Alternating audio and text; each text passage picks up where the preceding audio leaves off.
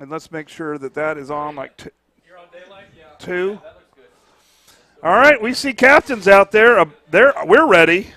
They're coming out here. Welcome here to Putnam City High School Stadium here on Northwest 50th between Meridian and MacArthur. And right now it is 55 degrees. We have rain coming down. The wind is out of the north about 3 miles an hour. And it'll be a sloppy game out there. The field's getting wet. And it's been raining probably for the last 45 minutes. They've just finished their senior night introductions, and they had a lot of seniors tonight. Yes, they did.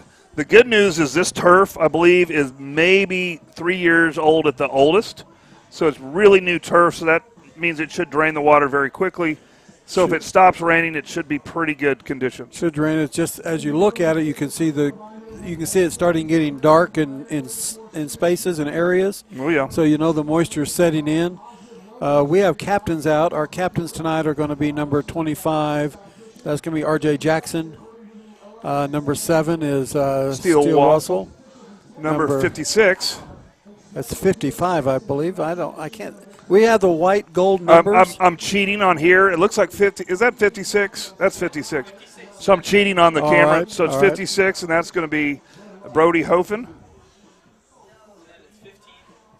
And then 15, and that 15 is that's Latrell Ray. So those are our captains tonight here at senior night here at Putnam City High School. Putnam City comes in a 2-5 record. They beat Capitol Hill.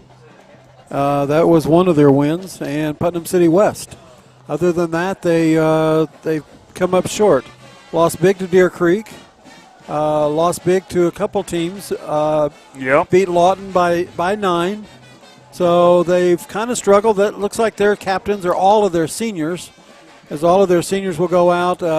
We got a big senior class. Honorary captains. They'll have 4 captains, and then the rest of their seniors are all honorary captains tonight. So we're getting ready for the coin flip. We're a little bit later than normal because of senior night. I'm sure a lot of you are at home listening in because looking at the stands in the rain. It's probably the smallest amount of people I've seen for Choctaw High School. Yeah, it is cold and rainy. Cold and rainy. So I'm glad they're with us, and there's a lot with us. Even on those cold nights, we have a lot of people, but this is wet, and it's just a team that I think that we'll handle pretty easily if we don't turn the ball over and don't have the penalties. And so a lot of people are saying, let's just watch it at home where it's high and dry. Yeah, and that's a good decision. Of course, if Choctaw goes ahead and takes care of this, wins this by 15 points, that seals the deal. Choctaw will be the district champion. And I don't remember or know the last time Choctaw was a district champion. Even when we won the silver ball, we were 3rd place in our district. So we're going to make some history tonight. So that'll be good. The coin flip has been done. Choctaw will receive. And so they will begin the game on offense. And the field here, Choctaw will be going from our left to our right. And it is a east-west field. And so we'll be going from the east to the west. Yeah, it is an east-west field. That's kind of weird. But it is, and if you're playing out afternoon in the sun, you're either playing into the sun one half or you're playing into it the other half, and it really makes it tough. But the captains have gone back to meet with their team, and we will have kickoff here shortly. Yes, we will. So on the coaches show that we had released earlier today, we had a spooky coaches show with lots of Halloween-esque elements. But basically what he said is they're going to send the house as much as they can to try to get to the quarterback, to try to disrupt us. And so they're going to leave all of our receivers out on islands, maybe not even a cover one situation. Maybe it's just man-to-man the whole night. Well, I can see if they try to do that, we'll set up with tight quads to one side, and there won't be anybody out there. We'll get the ball quick out, and we'll block the front guys, and we should make yards all night long on that. And so hopefully we make a little short work with them and then get it there. If they want to come and crowd the box, Choctaw Steele Wassel can throw the ball, people. Yeah. And he'll throw the ball all over the field, and he'll hit the tight end across the middle. He'll send the out route. We'll have the trips and the quads, and you know what? He'll just pick them apart. They can't rush 8 and have 4 cover. Yeah, and you know, hey, Kiefer and Stover scored a little bit last week, and so we'll see what they can do. Oh, wait, we're going quiet.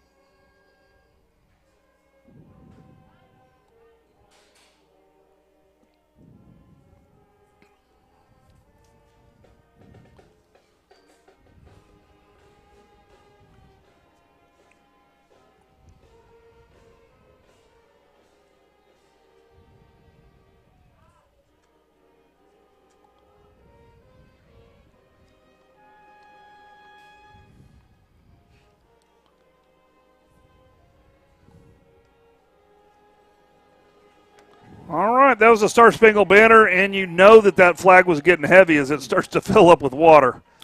Last week, a quick recap, Steele Wassel was 22 of 28 for 377 yards and 4 touchdowns. And Connor Stover caught 8 balls for 150 yards and scored 3 of those touchdowns. And when I was on the 107.7 late last Friday night, he became the player of the game with the 150 yards and the 3 touchdowns. A stellar night for the senior, and probably his most prolific night of his high school career last week against Lawton. And you say that, he might have his most stellar night tonight.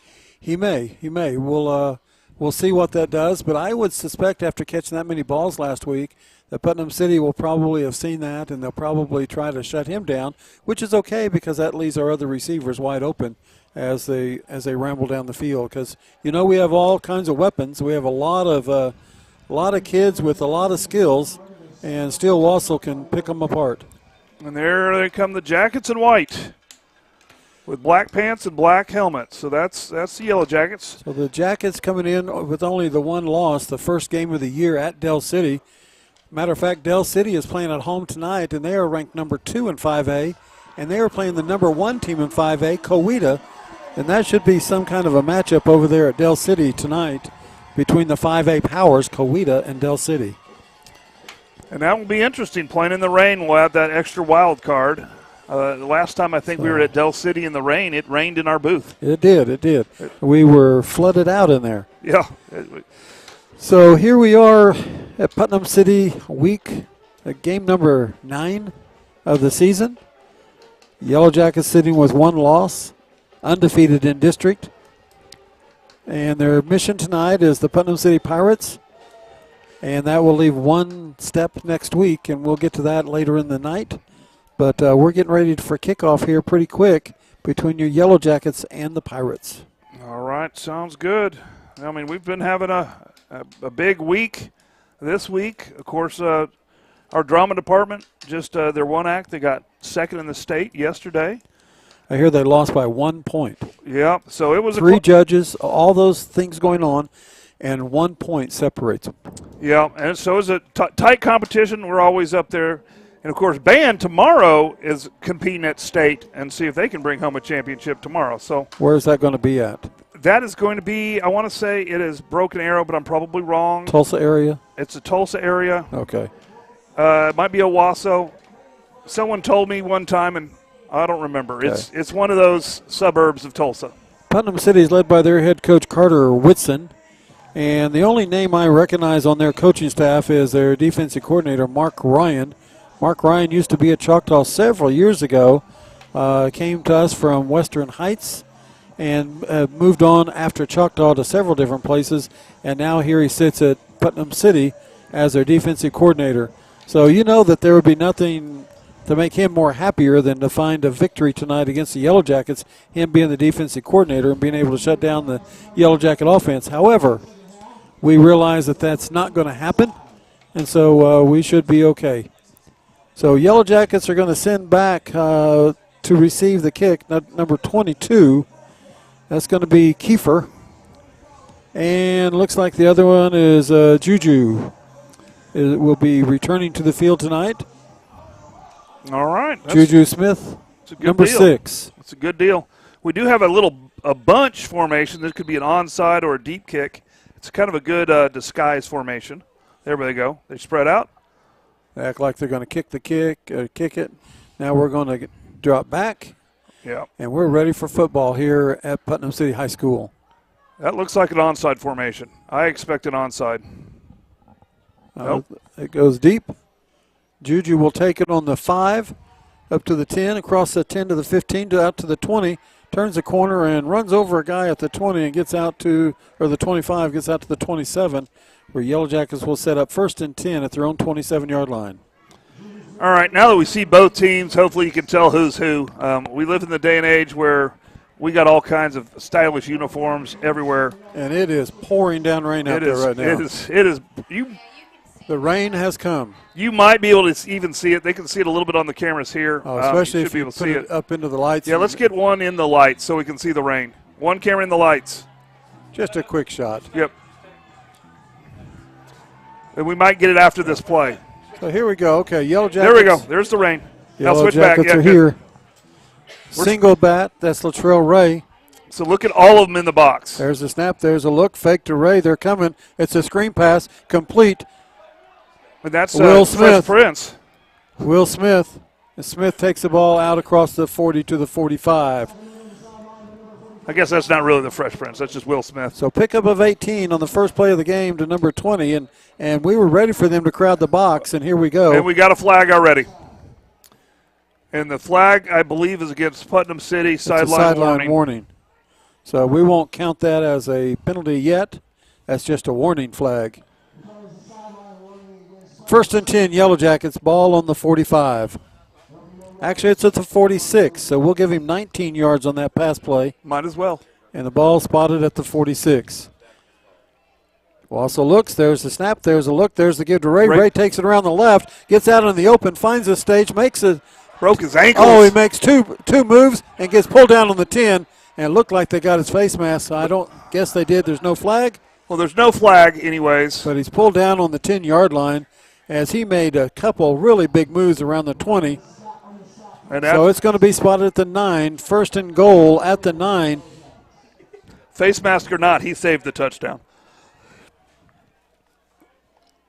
That's a 45-yard run by number 15, Latrell Ray. There's a snap. There's a look. Wassel looks. He wants to throw. He throws it. He passes. It's over. It's complete to number 81. That's a 9-yard touchdown pass. Comes with less than 1 minute into the game as Yellowjackets take the ball, go down the field, and score on the 9-yard pass to number 81, Connor Stover. I mean, if you didn't tell them it was raining, they wouldn't know. That looked just like a regular offense. And so now we're in for the 2-point play. We always begin the game with the 2-point conversion. And that comes at 11:11 of the first quarter. Fast-paced, Yellowjackets going down the field. They got a fresh ball in. We have a single back. As we take a look at the lineup. Because they're sitting in the house. We get the play, man in motion. There's the snap, there's the look. We pass the ball across the middle. And is it good? I didn't see the signal. I think it's good. It was good. Was that to 20?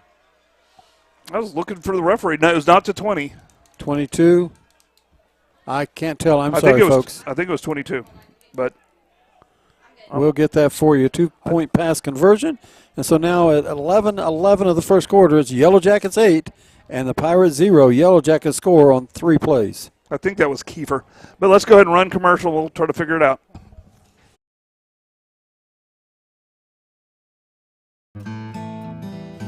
Tyler Pest Solutions, the gold standard in eastern Oklahoma County in pest control.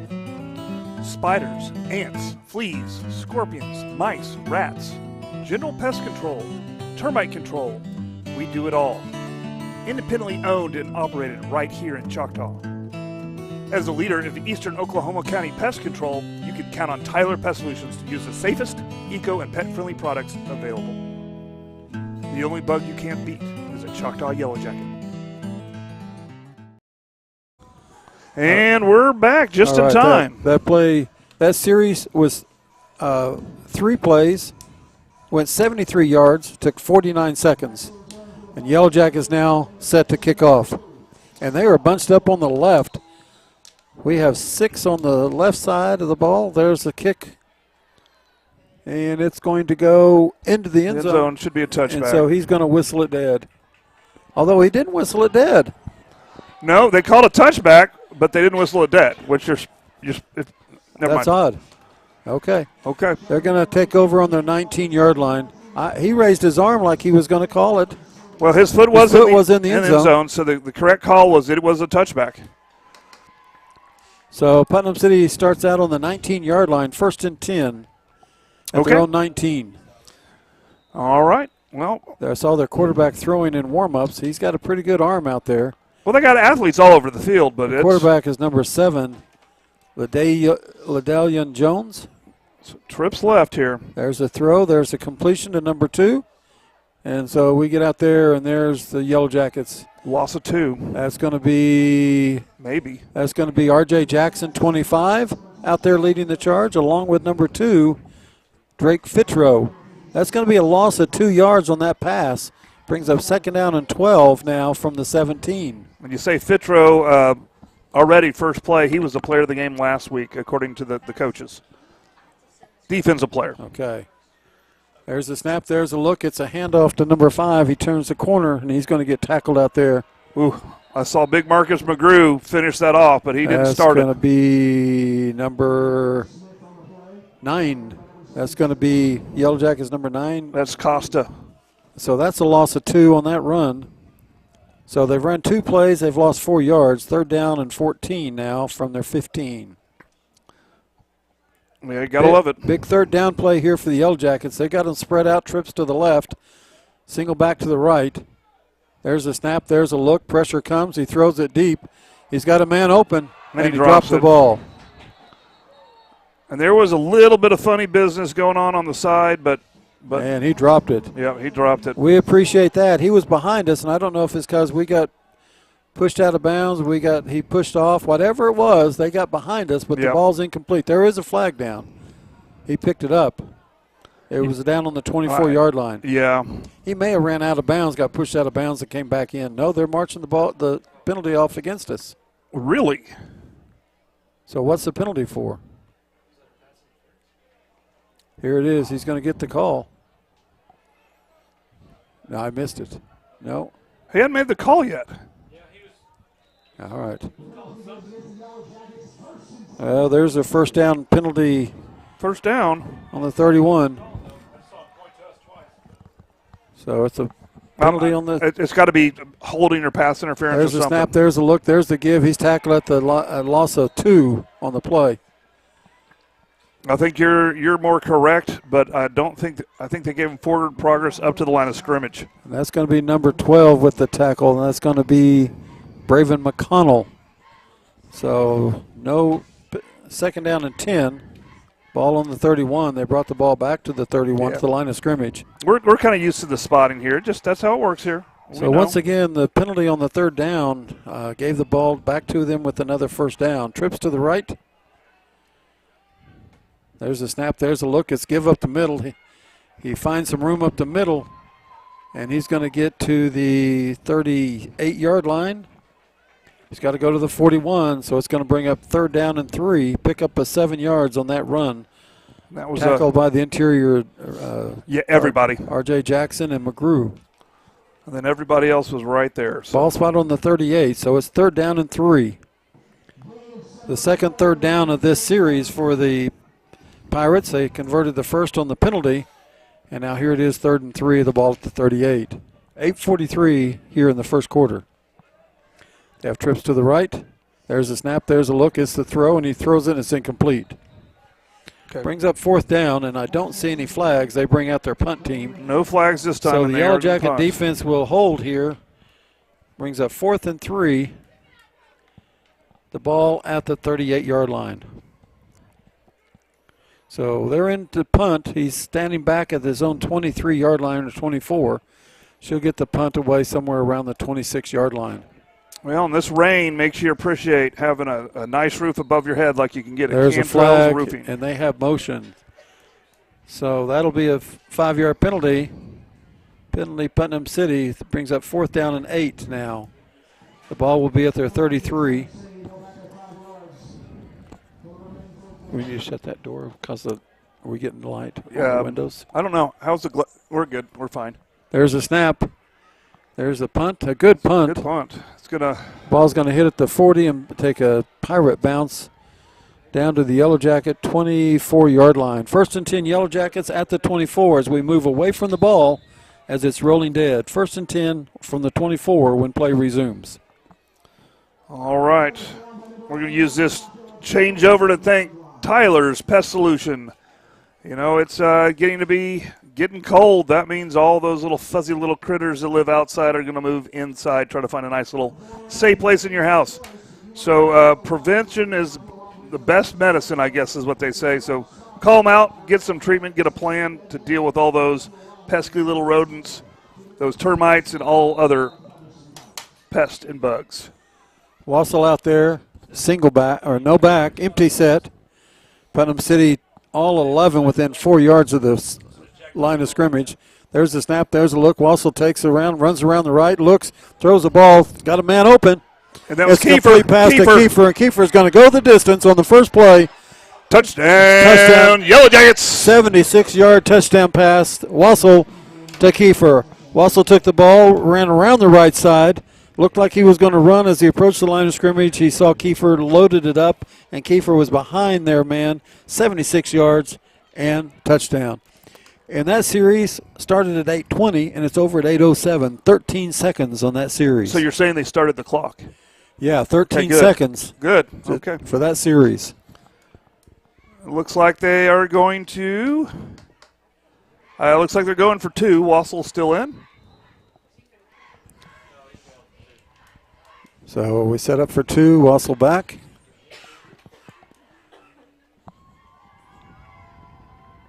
Ray in the backfield. There's the snap. There's a look. It's a give to Ray as he goes around the right side. He's got blocking all day. Yeah. And he goes into the end zone untouched. A 2-point conversion by Latrell Ray. And Yellowjackets are 16. And the Pirates are nothing. And it comes at 8:07 here in the first quarter. One play, 13 seconds later, and the Yellowjackets score. All right, let's go ahead and roll that commercial. Hi, I'm Stan with SWM & Sons. We've been building in the eastern Oklahoma County area since 1982.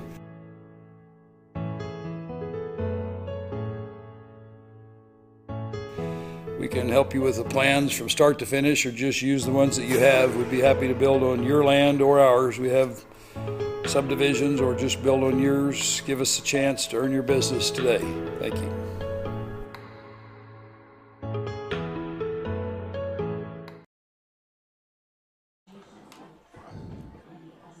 All right, we're back. Apparently Choctaw wants to make your homework hard. Well, we've had the ball 1 minute and 2 seconds total, and we scored 2 touchdowns, and we actually have 149 yards of offense on 4 plays. So it's easy to calculate all the yardage when you go 76 on 1 play. I guess so. But that's what happens. Basically, Putnam City is playing man. They're just playing man. We beat them.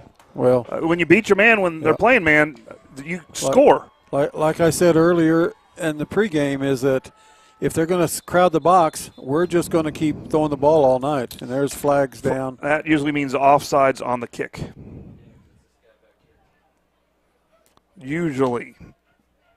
Procedure, Choctaw, that means we were early. So we'll march it back 5 yards and kick it again. Although I don't know why they didn't let it go, and they could have decided whether they want us to re-kick or not. But he blew it dead, so that's fine. It's the.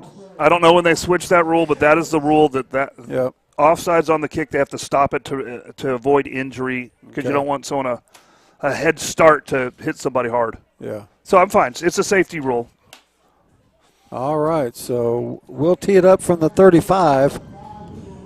There will be a return this time. Neither of the kicks have got into the end zone yet. They've been right there at the at the 2 or 3 yard line. The first one actually went a foot into the end zone. He had it 1 foot into the end zone.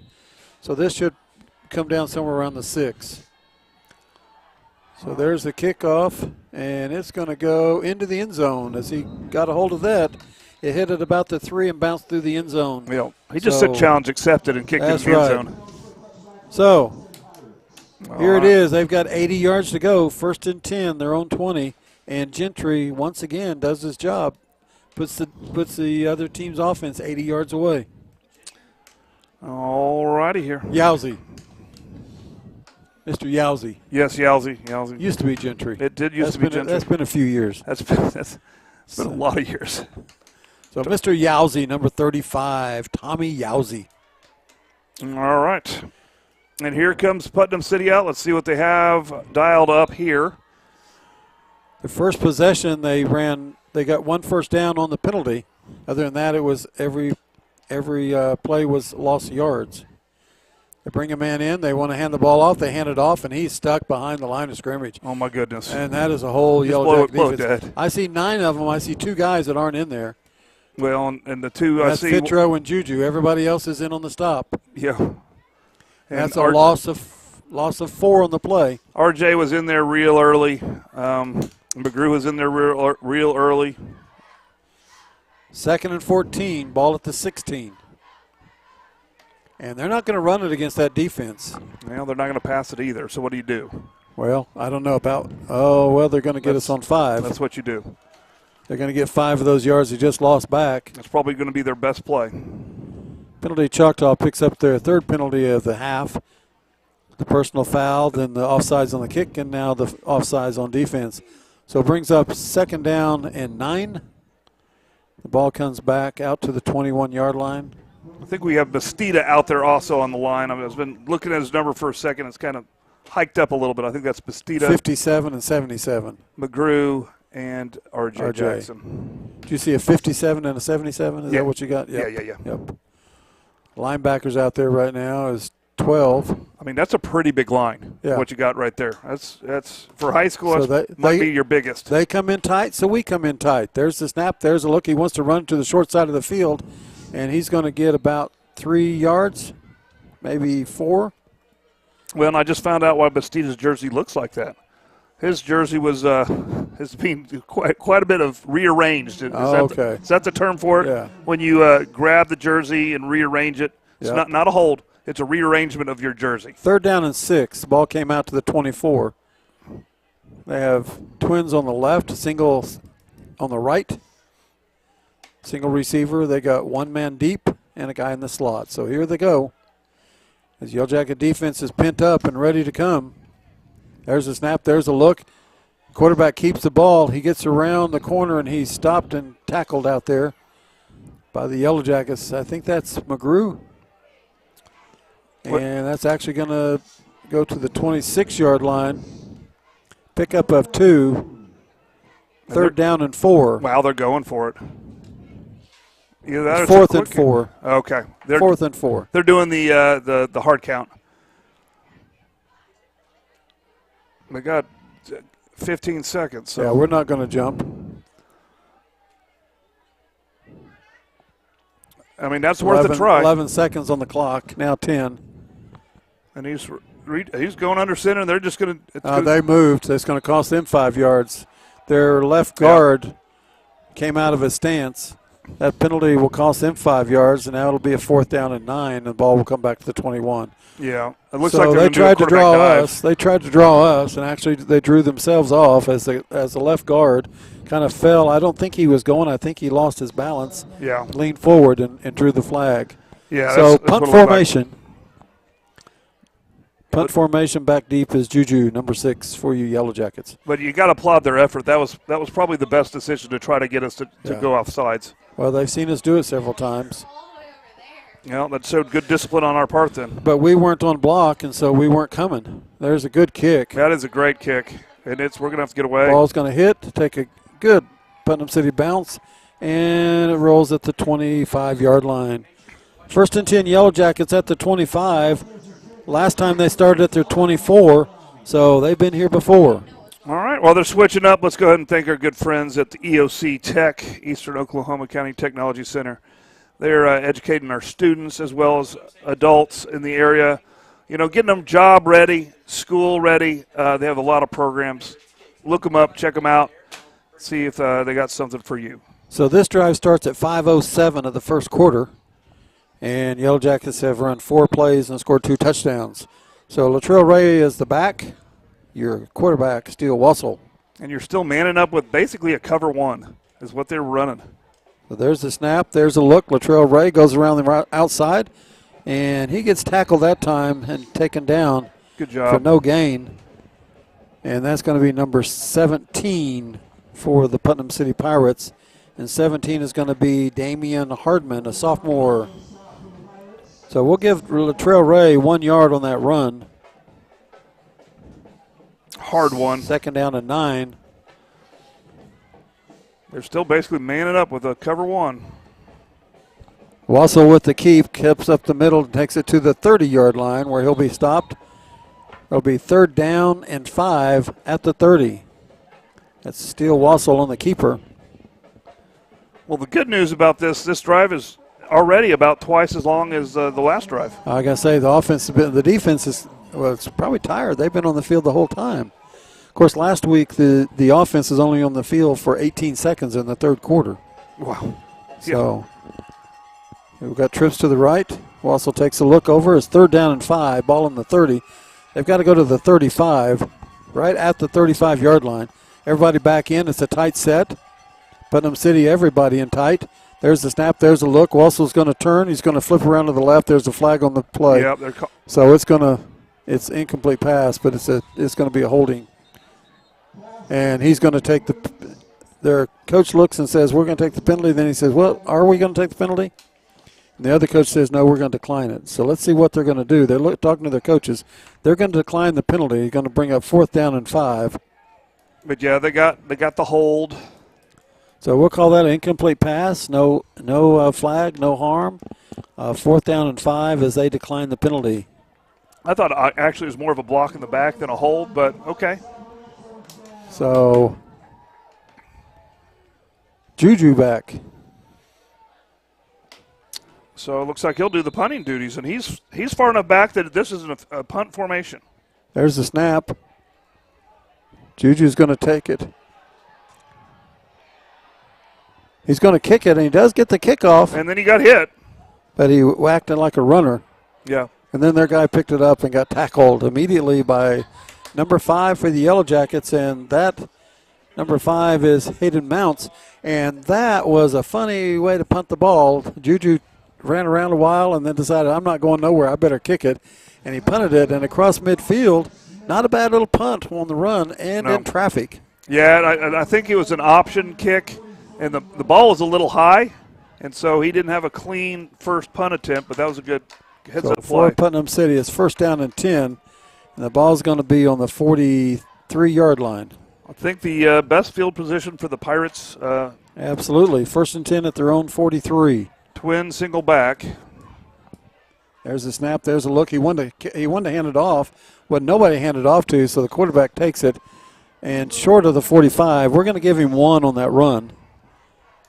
And so it's going to be 2nd down and 9. There was nobody for him to hand the ball off to as he was looking around like, somebody take this from me because I'm going to get hit if you don't. And sure enough, he got tackled at the 44. Pick up a 1. All right, we got a new jersey out there, 27. For your Yellowjackets? It's probably going to make our list next week. All right. They got a single back, tight set. There's the snap. There's the look. Handoff. He goes around the outside edge, and he's tackled right there by 27. By 27. So he's going to pick up 3 on the play. 3rd down and 6. 3rd and 6. Ball at the 47, 3rd down and 6. Yellowjackets put the Putnam City Pirates in another long 3rd down play here. 3rd and 6. They got trips to the right, single back to the left, single back.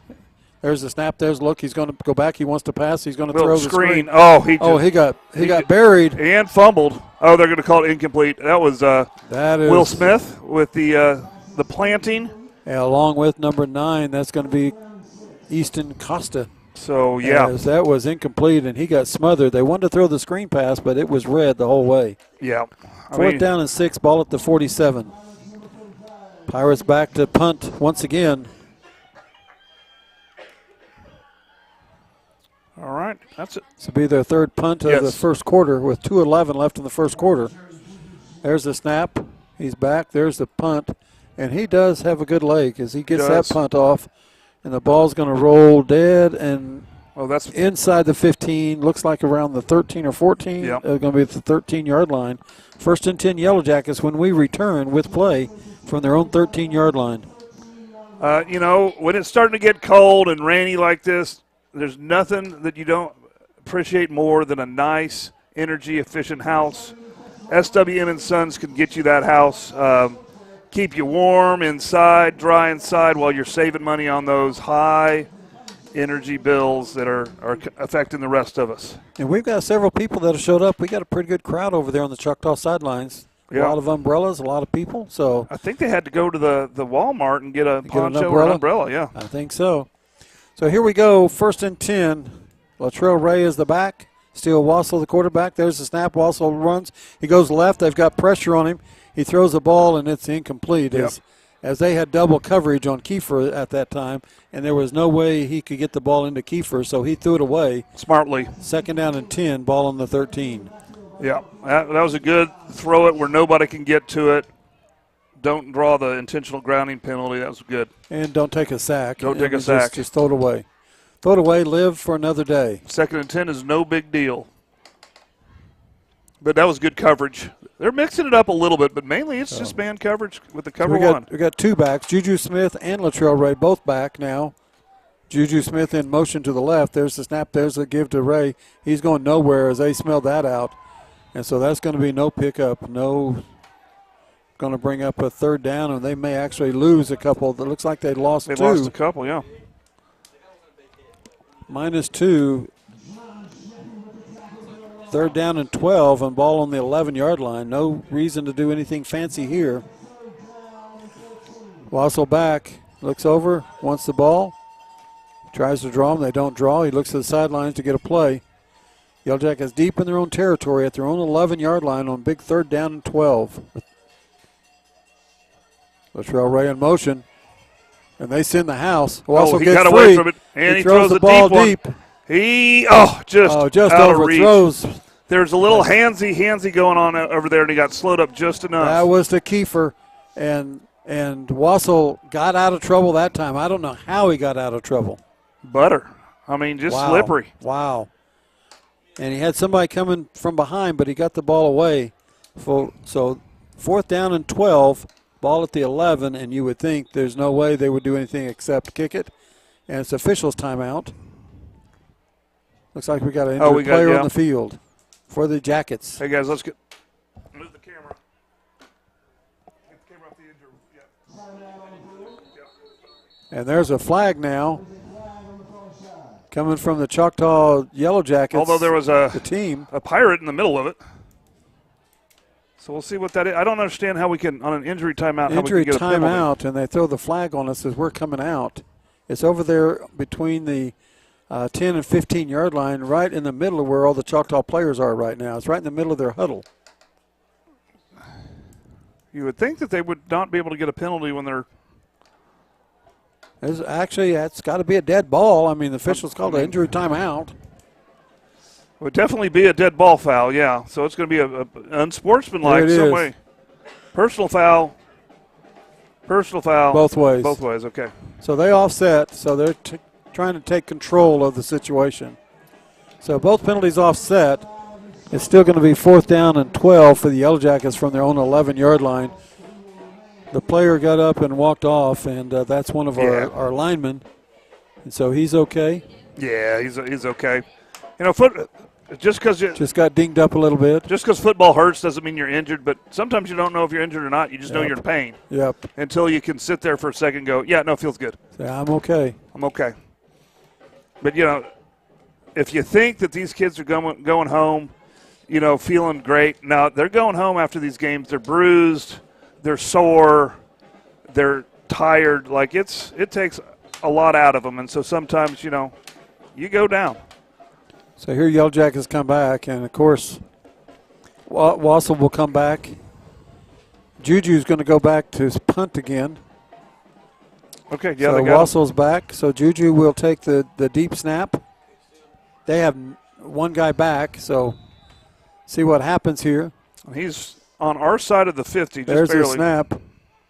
There's the punt. He punts the ball. It's a nice looking Choctaw bounce. Gets a good bounce, and it's going to cross midfield and come out to the 46-yard line of the Pirates, and they'll once again have the ball at the 46. They had it to the 43 last time. So in the exchange, they pick up 3 yards, starting at the 46 this time instead of the 43. All right, this gives us that opportunity to talk about, if you want to look good for your holiday pictures coming up, you got to go one place. You got to go to Dr. Tracy Gaspera, DDS, and she will make sure you have a perfect smile for those awkward family photos this Thanksgiving. They'll never notice a smile. They'll just look at that ugly Christmas sweater. Do you make your kids do those awkward, Thanksgiving family photos? Absolutely. Do you get the ugliest? Oh, yeah. Get up and okay, good. Oh, yeah. Good. That's tradition. Good. Ugly sweater. 56 seconds left of the quarter. And I don't know, now they're marking the ball back. It was supposed to be at the 46. It's at the 31. So I guess we had another 15-yard penalty this time against Putnam City. We're not getting very good signals from our officials tonight. No, they're not sending us any signal whatsoever. That's got to be a 15-yard penalty because it was picked up at the 46, but they're going to start at the 31. I never saw a flag, so I did not either. So we'll just say maybe I need to go to get my eyes checked at Christensen. Middale Vision Source, Dr. Christensen, Because I'm not seeing some things going on here tonight. Dr. Poe, Dr. Smay. I'm trying to pay attention. 1st and 10, ball at the 31-yard line. And here come the Jacket defense. They got a man in motion. There's the snap. There's the look. They went around. They flip it. They pitch it. He's going to get to the outside. He's going to get tackled over there. Solo tackle number 9. Pickup of 8 yards. That's Costa out there. That is Easton Costa. Didn't pick up 9. He got 7, actually. Pick up 7 yards on that run. Yeah, he got hit by 9. Yeah. So 2nd down and 3. And believe it or not, we got a ball game still, and there's just 30 seconds left in this first quarter. So 25 seconds left. They'll get this play off. There's the snap. There's the look. It's a give. He's going to come around to the left side. Oh, what a tackle. Oh, my goodness. And that's going to be 52. That is going to be 52. That's Cody Volker? Or 56. Is it 56? Okay. 56. Brody Hofen. So 3rd down. That's a good tackle. 3rd down and 5. Loss of 1 on that run. 3rd down and 5. What's going on? End of the quarter. End of the quarter. Wow. All right. It's the quarter. Jackets 16. Pirates 0. Let's run a commercial, and we'll be back for quarter number 2.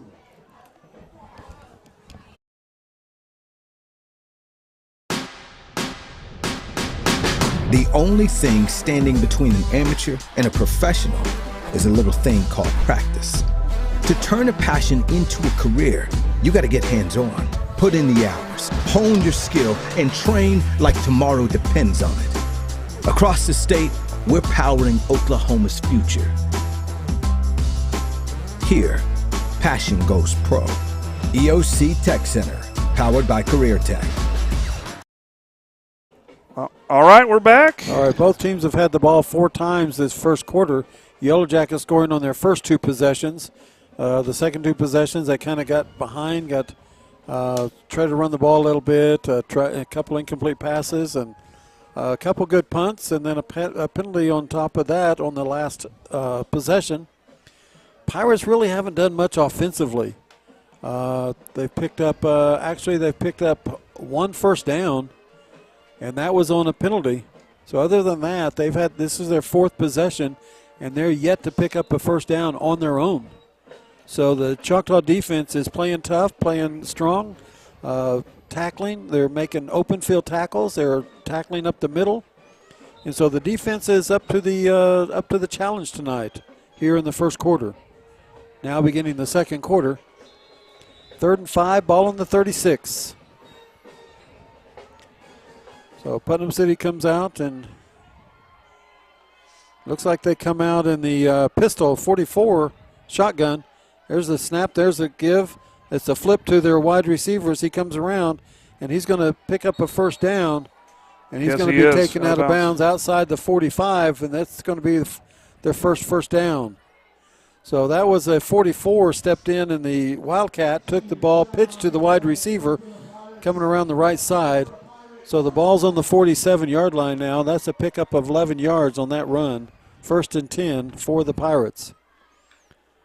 Same play. This time the guy, he's going to keep it, run to the interior, and he's going to pick up 2 to the 49. So I got some some good information from the Twittersville Chuckster. Let me know Is that the Muskrats? That's the name, the Chuckster. Oh. He let me know that Choctaw won district back in 1981 when they were 3A. They were 4-0 in district. Oh, okay. And that was coached by Bob Brock. Okay, good. Okay, so it's been a hot minute. Bob Brock. Thank you, Chuckster. That's great information. And he also verified it was Stover on the 2-point, so good. Okay. It was Stover on the 2-point. Good. There's the snap. There's the give. He's tackled a pickup of about 3. And getting up is number 10 for Yellowjackets along the number 26. So I think this rain is definitely with Putnam City's advantage where it's making them a little bit more slippery, but this defense is still causing a lot of fits. And Mari Jones and Jamari White on the stop. So the ball's the Yellowjacket side of the ball at the 47-yard line. So that's going to be pickup of 3 yards. Going to be 3rd down and 5. Ball on the Yellowjackets 47. They're in tight. There's the snap. There's a look. Quarterback wants to keep it. He finds the room. He gets tackled. Number 6, Juju. Juju takes him down right there. And it's going to be, they're short. It's going to be 4th down and 3. 4th down and 3. They might as well go for it, right? Ball at the 46. Well, I don't know. Down 2 scores. No, they're going for it. Yeah, down 2 scores, and they've stopped us 2 times in a row, so go for it. They tried to get us to jump. We did not jump. Defense is playing alive, playing smart, watching the ball. 4th down and 3. There's the snap. There's the flag. Ball's on the ground, and it's going to be a penalty against the Pirates. Going a little early? It's a motion. And they'll send their punch. That's an interesting call. They'll send their punch squad. That's a penalty, Putnam City, and that's twice they've tried to go when it's been 4th and short. Both times they've jumped. Well, here's where you want to get that good punt to try to get it inside the 10. And he has been punting the ball really good. Let's see who we got back. Is that Juju back? That's Juju back. Okay. Number 6. There's the snap. There's the punt. That's a nice looking spiraling. High. And it's going to be perfect. We're going to get away from it. It's going to roll back towards the Yellowjackets. It's going to roll out of bounds at the 14-yard line. 1st and 10 Yellowjackets. They're going to start once again deep in their own territory. This time at their 14. Last possession they started at their 13. Here with 9:31 left in the second quarter. Well, I guess Coach Corbin was right that this is a team that even though their record looks the way it is, they can surprise you a little bit. They're a lot better than their record shows. Although they got to finish 3 more quarters, I don't think they're stopping us this time. So Yellowjackets are coming out. Wasselback trips to the right. For the Yellowjackets out here to the left is number 5. It will be empty. That's going to be sophomore Hayden Mounts. Empty set, man in motion. That's Latrell Ray. Goes back in motion. We're going to screen pass over the middle. That's to Connor Stover. Stover takes it up the middle, turns to the outside, gets tackled there at the 45. And what a good play that was. A screen pass, middle screen to the tight end, number 81, Connor Stover. Well, that's and we got flagged down at the 12, and everybody's coming back. Yeah, unfortunately, that's where the hold. But they sent the house. Well, that's all the way across the field. Which I don't understand how you're holding on a screen pass. I don't understand. Nope, they're going to wave it off, so bring the ball back here to the 45. And that might have been an ineligible man downfield, but it was a screen pass behind the line of scrimmage, so it shouldn't have been there. So that should be a 31-yard pass to number 81, Connor Stover. 1st and 10, ball at the 45. Great call by the Yellowjackets, by the offensive coordinator. The middle screen as they're sending everybody, and Stover was all by himself with blockers ahead of him. There's the snap. There's a look. Wassel he throws it out here, and it's incomplete pass. He got rid of it. He didn't take the sack. He had a man out there. Kind of looked like he was throwing a grenade. It did. But, hey, it got to the guy. It got to the guy, and it was not intercepted, and it wasn't ever in danger. There's an injury timeout for the Pirates. Yep. So we'll get it off that young man. Let's get it on the. Let's look at the fans. Let's scan the fans. Let's look at these brave, loyal fans out here. It's still raining out here. It's raining hard. But, they deserve credit. We always talk about the Jackets, but look at these fans. Look at these parents. Look at these students out here. They're all wrapped up. It's cold. It's wet. It's rainy. This is what football is all about, really. Football's not about good weather. Football's about all weather. It's 54 degrees, and my radar says it's going to rain for at least the next hour. So we're in for some rain here. The north wind is 3 miles an hour.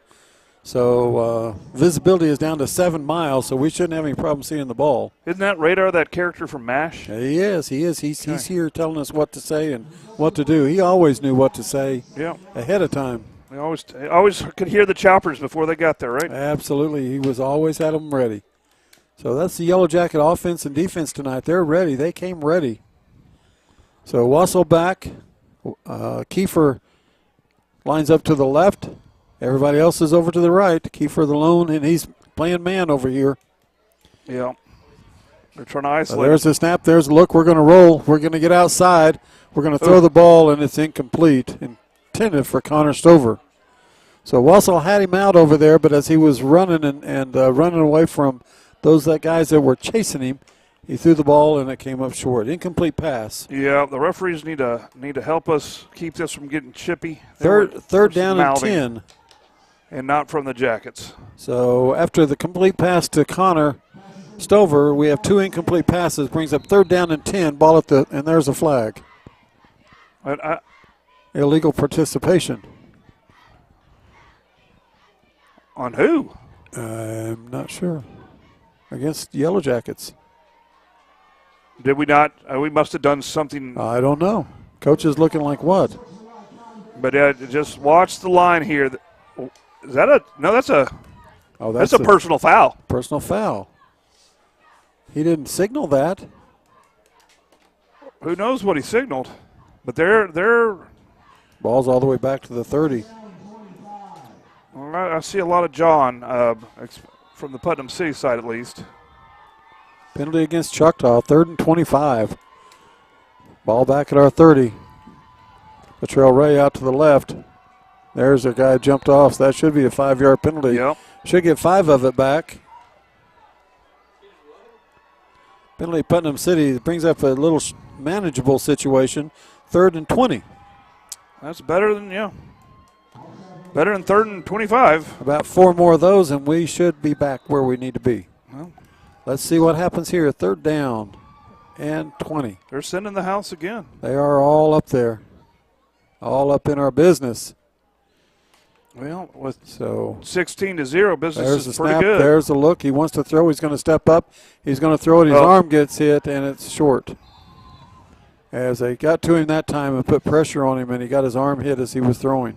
So that's going to be incomplete pass.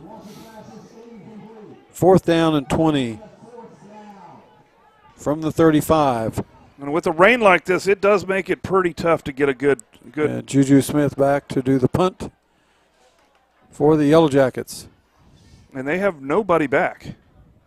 They do not have anybody back. They're going for the block here. Yeah, they did get it. They got it blocked, but it does come across midfield. And it's stopped at the Putnam City 48-yard line. 1st and 10 as they got to it. They blocked it. Well, Putnam City's not going to go away. Not going to go away without a fight. So, hey, you know, with this driving rain, it makes me think of learning how to drive. And the best way to learn how to drive is at Dave's Driving School. And I'm going to talk over all this popular music. Another good thing that you can do is, go to Middale Vision Source, have them help you get some quality eye care so you can see this in game in crystal clarity.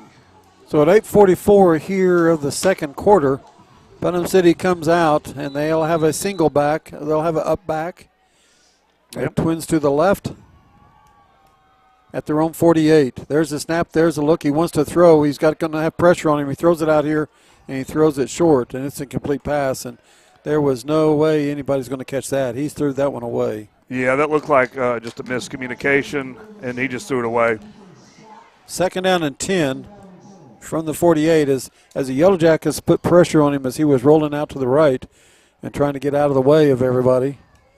Got out there, had nowhere to go other than down, and so he threw the ball out of bounds, or not out of bounds, but safely up the field. 2nd and 10, ball on the 48. There's the snap, there's a look. It's the give to the running back. And he's dragged down by number 9, Easton Costa. Easton Costa. We're going to give him 1 yard on that run. Costa got a hold of him and said, no, you're not going anywhere. But, yeah, a lot of times you see when it starts raining, it becomes a defensive just struggle in the trenches. 3rd down and 9 at the 49 on the Putnam City's own side of the field. Hard to move it. So defense is hanging in there. 3rd down and 9. Big 3rd down play. They're behind the chains again. And now we've got a timeout. Putnam City, all right, as they looked at that 3rd and 9 and didn't like the play they sent in. Timeout on the field. Let's go ahead and run a commercial during this timeout. We'll be right back. Hello, my name is Dr. Tracy Gaspera. Do you snore? Do you sleep with somebody that snores? Do you have a CPAP machine but cannot tolerate it? You may be doing more than just snoring. You may be depriving your body of oxygen while you sleep. You may be suffering from a medical condition known as obstructive sleep apnea, or OSA. OSA is where there's an obstruction in the airway causing an impairment in the way you breathe while you're sleeping. Give us a call to find out more about sleep testing and treatment options such as oral appliance therapy. All right, we're back. So we got some scores around the state right now. Ponca City, the team we're playing next week, is ahead of Northwest Classen 23-0. Stillwater's up on Tahlequah 35-0. Lawton over Putnam City North 21-7. Deer Creek over Capitol Hill 48-0 at halftime. Muskogee over Bartlesville 28-14. Booker T over Sand Springs 20-7. And that's your 6A2 scores. 3rd down and 9, tight set. There's the snap, there's a look, there's the give. They want to run it to the short side of the field, and he's going to get run out of bounds and a pickup of about 2. And I don't know where they thought that play was going, running it to the short side of the field with all the Yellowjackets over there. Well, they basically had a 3-back set with a blocking back and then two tailbacks, but they were just going to try to power their way through it. It just didn't work. 4th down and 7. The ball on the Yellowjacket 48-yard line. So they're not in a punt formation. 4th down and 7. Yeah, might as well go for it. There's the snap. There's the look. He wants to roll. He wants to run. He finds a receiver, and they're going to call it complete. They're going to call it complete, and that will be a 1st down. Complete at the 38-yard line. You know, there's no way for us to see where his feet were this far away, but it looked close. I'll put it that way. Looked close. I didn't think the ball had a chance. We had a receiver over there, but it went over our head. So that's the 1st down and 10, ball at the 38-yard line of the Yellowjackets here at 7:56 left in the quarter. There's the snap. There's the look. He wants to throw. He's going to roll around to the right. He's got a receiver. He's throwing it deep. And it's almost intercepted. Almost intercepted. Drake Fitro, number 2 on the coverage. And that's going to be an incomplete pass. And I'm kind of surprised that they didn't call offensive pass interference on that one, but that receiver did a good job playing defense. Yes, he did. Fitro, it was underthrown. Fitro was inside of him, and Fitro had the angle. Ball into him, but it was stripped away by the defender. But, yeah, that's what we call a 50-50 ball where, probably someone's going to get it. We just don't know which uniform. 2nd down and 10, ball in the 38. As Yellowjackets put pressure, but he was able to get the ball downfield. There's a snap. There's a look. We got pressure. It's a screen pass to their running back, number 6. He gets away from us, gets to the outside. He's got the first down, and there's open field tackle. I think I know who that is, but let me see that number, make sure. I believe it's going to be number 6, Juju. Yep. But that is a first down. The Pirates are knocking at the door. They're not going away. 16-0. 13 yards on that run from the 38 down to the 25. Another first down for the Pirates as they're moving the ball in this series here with 7.5 minutes left of the second quarter. With this hard rain, they've managed to shut out the Jackets except for the motion, first two there's series. a snap, there's a look. He wants to run it, and he's taken down in the backfield. R.J. Jackson. And McGrew. No, that's Bastida. Bastida and R.J. Jackson, and that's a big loss on the play. Back to the 33-yard line. That's going to be a loss of 8 yards on that run. 2nd down and 18. Ball on the 33. A big loss on that play. Let's run that play again, Putnam City. Yeah. We like that play. RJ got all across the – he was in the backfield when the guy come across to get the ball, and RJ just smothered him. He got the ball 8 yards back in the back, and RJ was there waiting on him. So 2nd and 18, ball in the 33. There's a snap. There's a look. It's a ball on the ground. Quarterback picks it up, and he's going to be taken down for a loss, and that's going to be Costa again, number 9 for your Yellowjackets. It is number 9. Yep. So it's on the 37-yard line. That's a loss of 4 yards. So it's going to be 3rd down and 22. The ball on the 37. They've got to get all the way down to the 15-yard line. It's 3rd down and 22. So play smart. Keep your hands inside where they belong. Oh, yeah. 3rd down and 22. Put pressure on the quarterback. We are getting pressure on the quarterback tonight. Oh, we are. We're in the backfield. There's a snap. There's a look. He wants to throw it. He throws it deep. We have position for sure, and it's intercepted. We intercept it. Should be a touchback. It is, and that's number 16. Number 16, so that should be, no. I believe it's 16. Yeah, it could be, but I don't know. I don't have that 16. 16 or 18. Let me look. Let me see that number.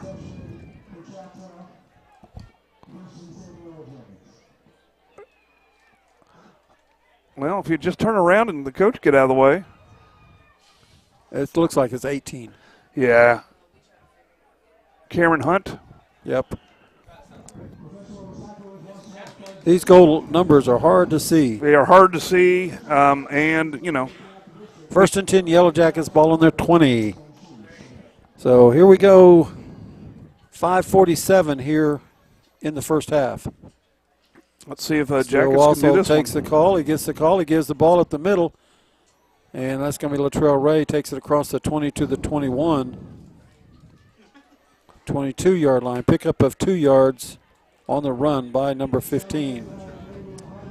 Good little run. 2nd down and 8. So Yellowjackets, after the first 2 explosions, have had a tough time moving the ball against the Pirates here. 2nd down and 8.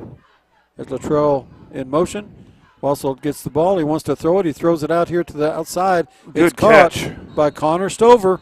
And it should be a first down. To the 33-yard line. There is a yellow. Holding Yellowjackets.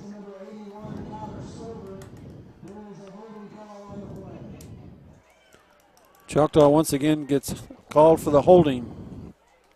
So the ball was on the 22. It'll go back to the 12. Be 2nd down and 18 from the 12-yard line. Let's see if that's from the 12. It's from the spot. They're taking it inside the 10 to the 9. Looks like it, yeah. So that's a 13-yard penalty on that hold. 2nd and 21. Ball at the 9-yard line. It's the wrong direction. So I need a big play. That penalty's hurting us a little bit right here as we had the first down out past the 30-yard line. And in motion, there's the play, there's the give. He turns it upfield, finds some space, takes it across the 10 to the 12, and that's Latrell Ray. No, that's Juju Smith. Gave him a little bit of room. Juju Smith. Still 3rd and about 18, right? Yeah, 3rd down. Pick up a 3 yards by number 6, Juju Smith. 3rd and 12. Or I'm sorry, 3rd and it's third and 18 yeah. From the 12. From the 12, yeah. You got the right numbers, just the wrong order. Yeah. It's okay. Empty set. Receivers all over the field. 3 to the right, 2 to the left. Latrell Ray in the slot. Nobody back there to help. We got to have some blocking up front because there's no help. For 1 second. Hopefully we got a timeout. We did get a timeout. Timeout at 4:20 of the second quarter. So rainy nights like this also make me think of, on rainy nights you might slip off the road, get stuck in a ditch, maybe have a little fender bender. And in that situation, you got to call McConnell's Wrecker Service to tow you out, get your car out, get you to safety. Local tow company, they'll treat you like family, and they'll take care of you and make sure that you and your property get to where it needs to go. Or if you're at the game, all you have to do is go over there and say, hey, as you're going back to the school to pick up Braven, follow me in case I need you. Well, yeah, there you go. You don't even have to call him. He's on the spot right there for you. I guess so. I'm not sure if he takes one of his rigs. Those rigs probably don't get the best gas mileage. But they're good for advertising. It's got McConnell's all the way across the side. But that's my job. I'm the advertiser. Oh, well, yeah, they probably need to advertise another way, there too. There you go. Yeah, but anyways. So Yellowjackets 3rd and forever. That penalty put them behind the chains. The holding on the first down on the long throw to number 81, Connor Stover, brought back. The penalty assessed, and the Yellowjackets are back at their 12-yard line, where it's 3rd down and 18. Got to get to the 30. Still empty set. Also looks over to the coaches to get the signal. Gets the play signaled in. There's a snap. There's a look. He's back. He wants to throw. He's got to throw it. He throws it across the middle. It's complete to number 6, Juju Smith. It's going to be shy of the first down. He's going to catch it up to the 25-yard line. So it's going to be 4th down and 5. Pick up a 13 on that pass to number 6, Juju Smith. 4th and 5 from the 25. And they're just going to leave in the offense. And we're, you don't get any good out of like a 10-yard punt, so might as well just Juju go for it in here. Motion. They don't move with us. 15 seconds, plenty of time on the play clock. And we still have 2 timeouts and, 3:30. We may try to see if they want to jump. Coach is going to call timeout. All right, let's see if I can go over all my companies here. We got Tyler's Pest Solution, SWM & Sons, EOC Tech, McConnell's Wrecker Service, Cantrell's Roofing, Dave's Driving School, Mid-Dell Vision Source, Dr. Tracy Gaspera, DDS. There we go. And so we'll do a little timeout, 3:30. We have a game. And honestly, I really think the rain is a player here. I think the rain has really stalled out both offenses a little bit, but I think it's affected us a little bit more than it has affected the Pirates. Of course, the Pirates are used to lots of water. That's what they do. They sail around in their pirate ships, and, they should be used to the water. 3:30 left here in the first half. From Del City, it's halftime. Del City 7, Coweta 7. Number 1, number 2, 5A, matching up in Del City tonight. So that's a close contest. Once again, the rain probably having a lot to do with what's happening on the field. Yeah. So Juju back to punt. He's punted every time he's been back there. The ball's been snapped high. Let's see what happens. Last time he didn't get the punt away. He gets it away, partially blocked, but it rolls. Gets a good roll for the Yellowjackets. He ran with it, then did the Australian kick. Yep. And the ball goes dead at the 40-yard line with 3:18 left in the first half. And Putnam City will take the ball All righty. So Putnam City with the ball with 3:18 at their own 39-yard line. 1st and 10. The Yellowjackets defense has stood the course tonight as they've held the Putnam City Pirates out of the end zone and virtually not very many first downs. They did pick a couple in the last series, but Yellowjackets defense doing their job tonight, standing in there, both the defensive backs and the rushers up the middle. So here we go. 1st and 10, Putnam City, single back. There's the snap, there's a look. Quarterback keeps it, gets around the outside, finds some room, runs to the sidelines, taken out of bounds, and driven down by number 10 for your Yellowjackets. And he kind of gets pushed for tackling the guy. I guess so that's Amari Jones. Pick up a 4 on the play. Well, because he got hit inbounds, but then they, stumbled and fell down out of bounds. So some people don't like that. That's, I guess. But that was 2nd down and 6, ball in the 44 on that 4-yard pickup. It's a good little run for that quarterback. If you don't want to get hit, don't run with the ball. That's a good point. That's a good point. I mean, here it is. It's football. It's not touch. Quarterback takes it, gets the call, wants to pass. He passes it. He throws it out, and it's incomplete. And it's incomplete. Yeah, he's rolling all over the ground with it. There's no way they're going to call that complete. The home coaches tried to influence the officials by saying it's complete. I mean, I'm going to do it too, right? I don't blame them. But, yeah, it was incomplete. So, good try. 3rd down and 6, ball at the 49-yard line. And with 3:07, I'm betting it's 4-down territory. It's really hard to move it fast or throw it far. It's still coming down like crazy. He tried to draw us off sides. We didn't jump. Now he looks over to get the signal. 20 seconds. Plenty of time on the play clock. They come out here. They adjust their set. There's a snap. There's a look. It's a give to the runner up the middle, and he gets free, and he's going to get the 1st down. And that tackle, I think, was RJ. That's a 20. No, it's number 20. RJ's 25. Was it 20? 26. I think it's 26, yeah. 1st down and 10. So Jamari White. Ball at the 48-yard line of the Yellowjackets. So it was 3rd and 6, and he got the 6. 1st and 10, ball at the 48. 2:42 left. There's the snap. There's the look. He wants to throw it. We're going to get pressure on him. He's going to step up. He's going to get hit. Ball on the ground. Jackets get the ball. We got it. Number 12 gets the ball. Braven McConnell with the recover. We got to finish that word. Recover. Not recover. And so that's the 2nd turnover by the Pirates in the first half. We intercepted the pass in the end zone, and now we get the tackle and the sack and the recovery. 2:34. So Yellowjackets have the ball on the Putnam City end of the field as they turn it over at the 45-yard line.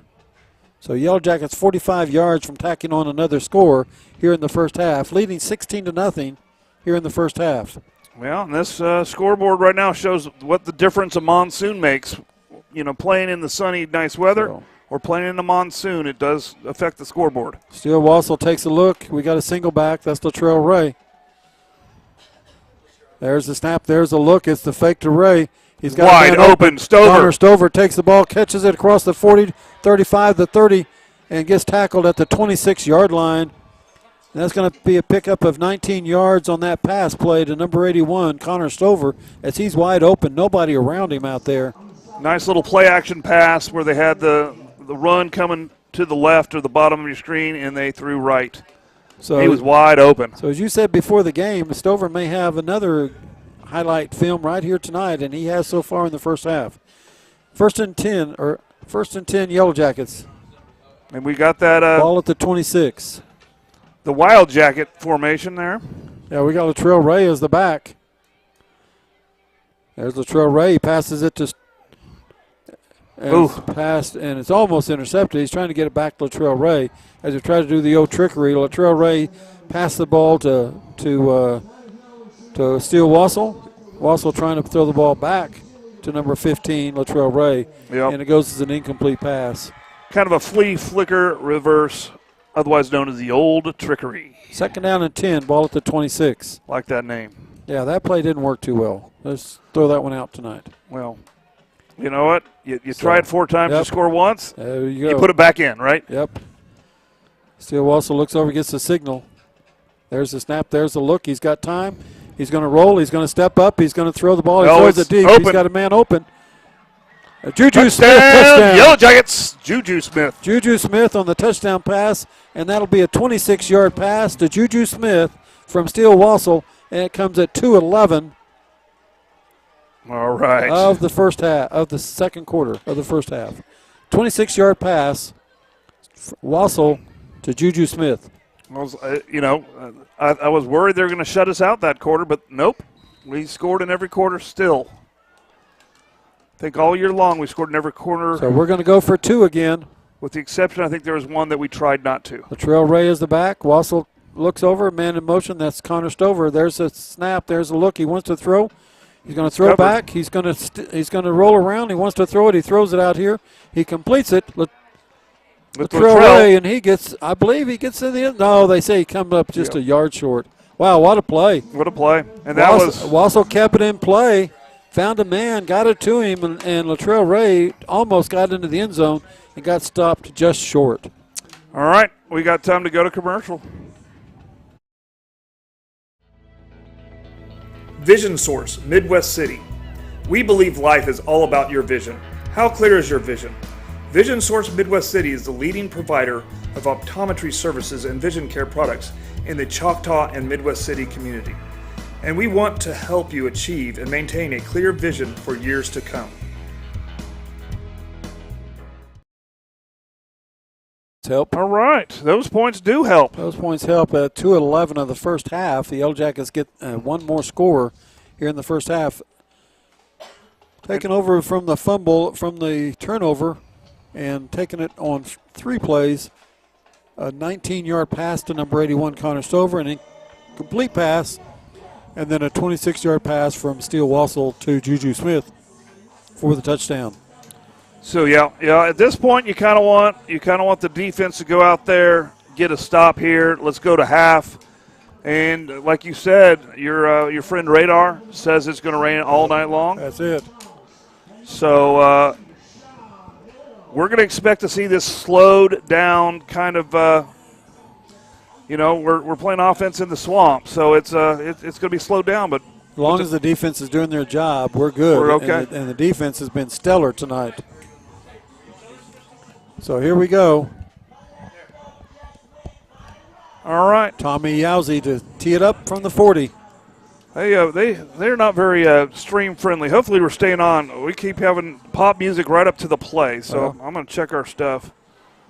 Hopefully we're good. Hopefully we're good, but we can't control that aspect. We gotta be on so you can see the action here. And there's our 11th guy just now getting onto the field, so now we're ready to kick. It was fun to play with 11, so let's do that. We were playing with 10, and they said, "Hey, you want to play? Yeah, I want to play. Well, get out there. Go play with all your friends. Don't just play with 10. All your friends." So Yowzy looks. He says, "Okay." The official says, "Kick it off." Yeah, we'll get it. Let's go. And that's going to be it is. Into the end zone. And they'll start on their 20. So no flags or anything on the field. Everybody gets off the field good, and so they'll start 1st and 10 at their own 20-yard line. So that's where the Putnam City offense will set up. 2:11 left, and they're 80 yards away. The score 22-0, Yellowjackets at 2:11 of the second quarter. Okay. So Putnam City come out, and they'll probably try to wing the ball. They've got to go 80, and they're not going to go 80 on the ground. Yeah. With the rain like this, that football gains ounces. It gains weight. It's hard. So there's the quarterback back. He gets the snap. He looks. He wants to throw. He's going to throw. He gets rushed.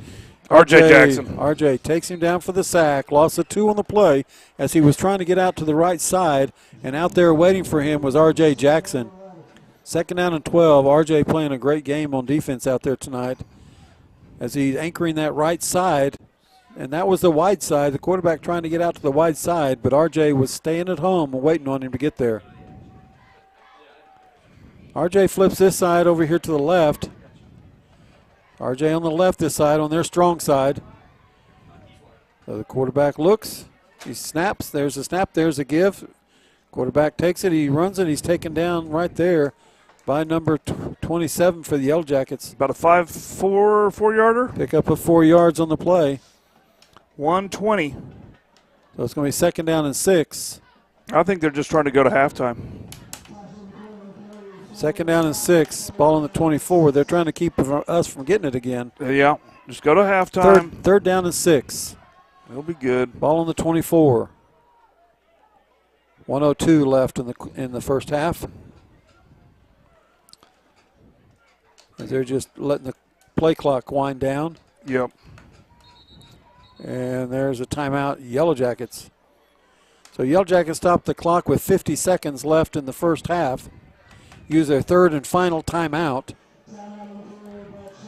Yeah, I think they just want to talk about it, make sure that you don't want any slop here. Yep. No slop. You don't want a cheeky little score. Keep it in front of you. There's 50 seconds left. If they get the first down, they still got a long way to go. Yep.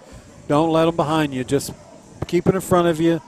Give up the little short stuff in front of you and shut them down, and we'll go to halftime up 22-0. Yeah. And don't let a broken play score. No, Stay at home. Yeah. Do your job. This Jacket defense have done their job.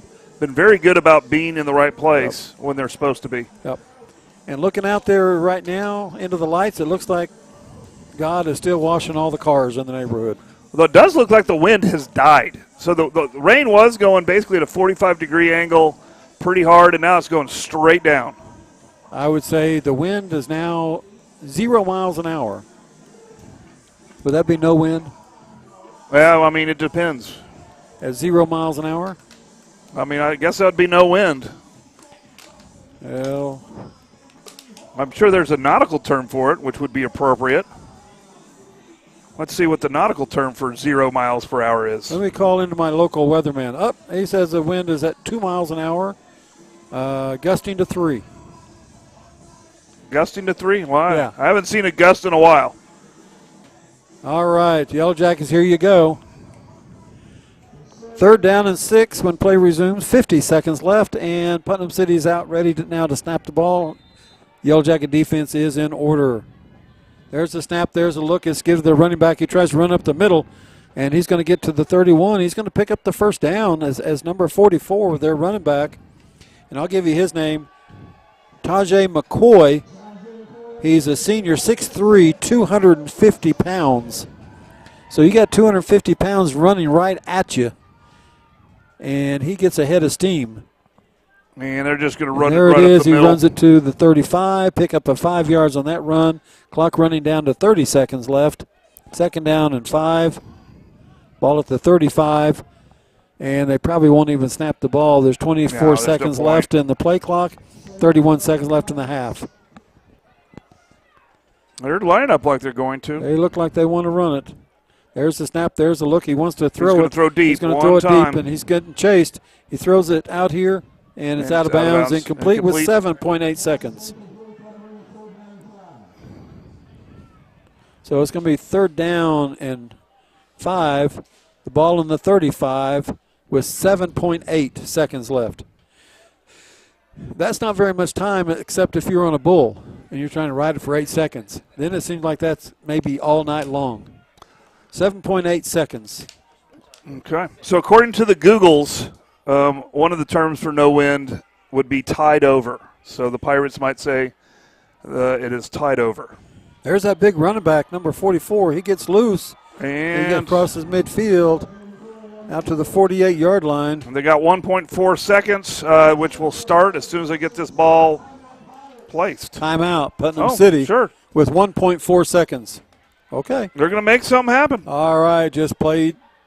So what play do you have in your playbook for a 50-yard gain? Well, what I do as a defense, I'm playing prevent. I'm not letting anybody behind me. I'm not letting anybody up the alleys, you know.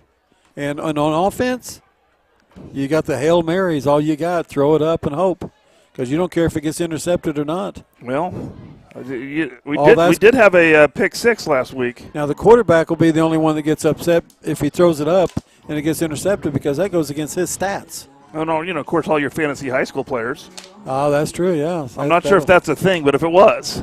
If it was, I don't know that you'd have some of these quarterbacks on your drafting team. Well, I'd have Wassel for sure. Well, yeah.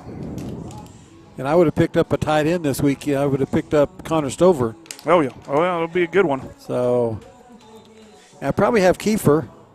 I'd have a lot of Choctaw players on my fantasy high school football team.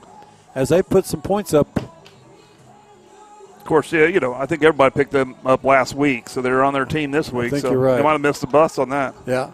All right, here we go. 1.4 seconds, and we're going to play a little bit of a prevent. Not really a whole lot of prevent, but a little bit. We're backed off a little bit. There's a snap. There's a look. We're going to get some rush on him. He's going to throw it up and hope, and it falls dead. It fell like a dead duck. Oh, that ball must have been heavy because it looked like he's throwing a shot put. Yeah. So, anyways, it's halftime. Jackets 22, Pirates 0, and we're going to run some commercials, and we'll be back with the second half of Jacket football. Hi, I'm David Gleason, owner of Dave's Driving School. Hope you're enjoying the game or the match, whichever it might be, and we hope you keep us in mind for all your driver's education needs. We offer comprehensive driver's education for your insurance discounts and to get your permit. We offer individual driving lessons for both teens and adults. And we offer the state driving test when it comes time for you to take your drive test for your license. Just keep us in mind for all your drivers ahead, and go Jackets.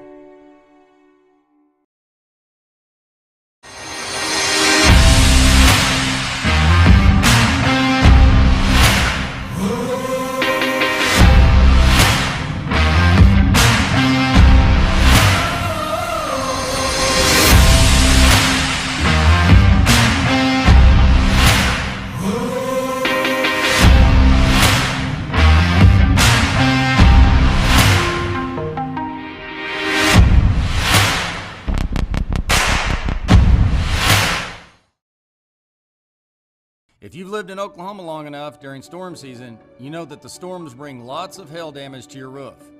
With that hail damage comes an insurance claim, and there's no one better to call than Cantrell Roofing and Construction.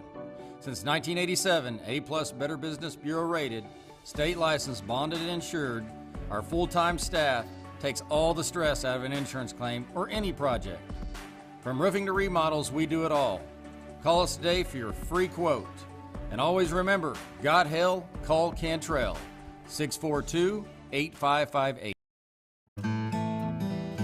Tyler Pest Solutions, the gold standard in eastern Oklahoma County in pest control. Spiders, ants, fleas, scorpions, mice, rats, general pest control, termite control. We do it all. Independently owned and operated right here in Choctaw. As a leader of eastern Oklahoma County pest control, you can count on Tyler Pest Solutions to use the safest, eco, and pet-friendly products available. The only bug you can't beat is a Choctaw Yellowjacket. Hi, I'm Stan with SWM & Sons. We've been building in the eastern Oklahoma County area since 1982.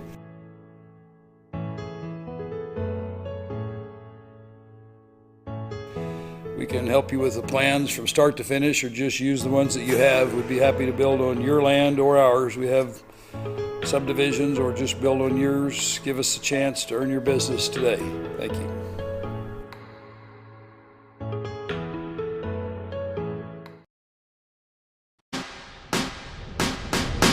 The only thing standing between an amateur and a professional is a little thing called practice.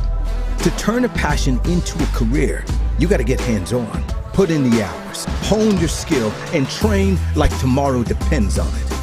Across the state, we're powering Oklahoma's future. Here, passion goes pro. EOC Tech Center, powered by Career Tech. Hello, my name is Dr. Tracy Gaspera. Do you snore? Do you sleep with somebody that snores? Do you have a CPAP machine but cannot tolerate it? You may be doing more than just snoring. You may be depriving your body of oxygen while you sleep. You may be suffering from a medical condition known as obstructive sleep apnea, or OSA. OSA is where there's an obstruction in the airway causing an impairment in the way you breathe while you're sleeping. Give us a call to find out more about sleep testing and treatment options such as oral appliance therapy. Vision Source, Midwest City. We believe life is all about your vision. How clear is your vision? Vision Source Midwest City is the leading provider of optometry services and vision care products in the Choctaw and Midwest City community. And we want to help you achieve and maintain a clear vision for years to come. Hi, I'm David Gleason, owner of Dave's Driving School. Hope you're enjoying the game or the match, whichever it might be, and we hope you keep us in mind for all your driver's education needs. We offer comprehensive driver's education for your insurance discounts and to get your permit. We offer individual driving lessons for both teens and adults. And we offer the state driving test when it comes time for you to take your drive test for your license. Just keep us in mind for all your drivers ahead, and go Jackets.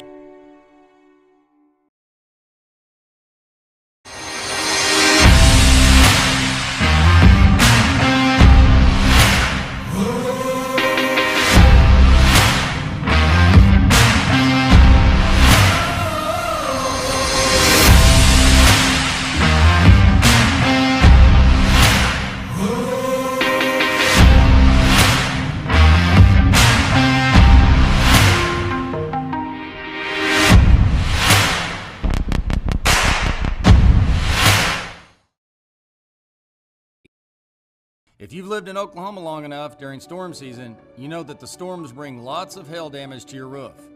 With that hail damage comes an insurance claim, and there's no one better to call than Cantrell Roofing and Construction. Since 1987, A+ Better Business Bureau rated, state licensed, bonded, and insured, our full-time staff takes all the stress out of an insurance claim or any project. From roofing to remodels, we do it all. Call us today for your free quote. And always remember, got hell, call Cantrell, 642-8558. Tyler Pest Solutions, the gold standard in eastern Oklahoma County in pest control. Spiders, ants, fleas, scorpions, mice, rats, general pest control, termite control. We do it all. Independently owned and operated right here in Choctaw. As a leader of eastern Oklahoma County pest control, you can count on Tyler Pest Solutions to use the safest, eco, and pet-friendly products available. The only bug you can't beat is a Choctaw Yellowjacket.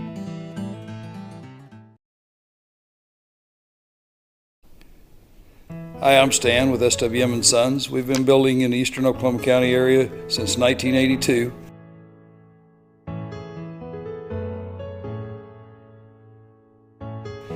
We can help you with the plans from start to finish, or just use the ones that you have. We'd be happy to build on your land or ours. We have subdivisions, or just build on yours. Give us a chance to earn your business today.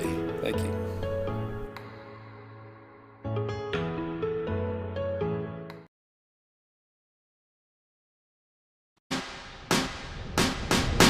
The only thing standing between an amateur and a professional is a little thing called practice. To turn a passion into a career, you gotta get hands-on, put in the hours, hone your skill, and train like tomorrow depends on it. Across the state, we're powering Oklahoma's future. Here, passion goes pro. EOC Tech Center, powered by Career Tech. Hello, my name is Dr. Tracy Gaspera. Do you snore? Do you sleep with somebody that snores? Do you have a CPAP machine but cannot tolerate it? You may be doing more than just snoring. You may be depriving your body of oxygen while you sleep. You may be suffering from a medical condition known as obstructive sleep apnea, or OSA. OSA is where there's an obstruction in the airway causing an impairment in the way you breathe while you're sleeping. Give us a call to find out more about sleep testing and treatment options such as oral appliance therapy. Vision Source, Midwest City. We believe life is all about your vision. How clear is your vision? Vision Source Midwest City is the leading provider of optometry services and vision care products in the Choctaw and Midwest City community. And we want to help you achieve and maintain a clear vision for years to come.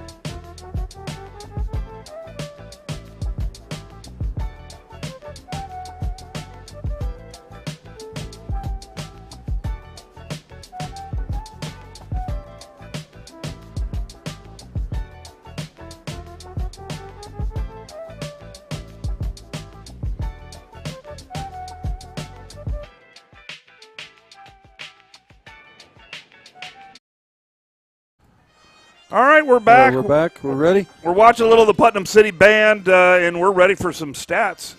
The halftime's over, but the band's not through playing, so our guys are in the end zone. So while we're down there waiting for the band to get done here on senior night, it took a little bit longer. They did all the introduction of the senior band members, so now they're doing their program. Let's get over some stats for the first half.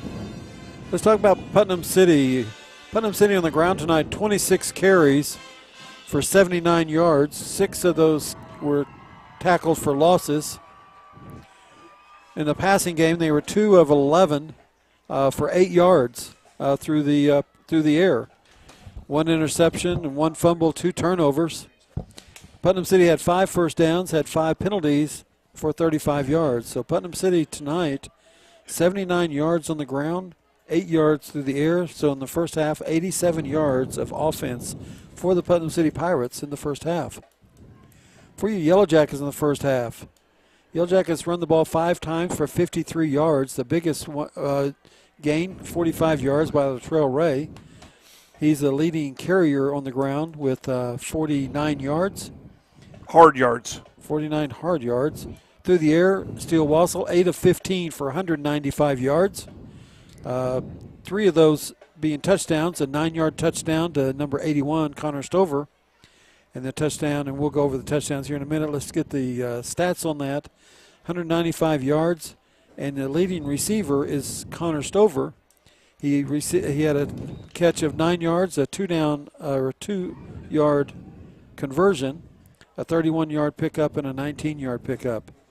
So 59 yards. You throw in the 2-yard conversion, and 61 yards of that.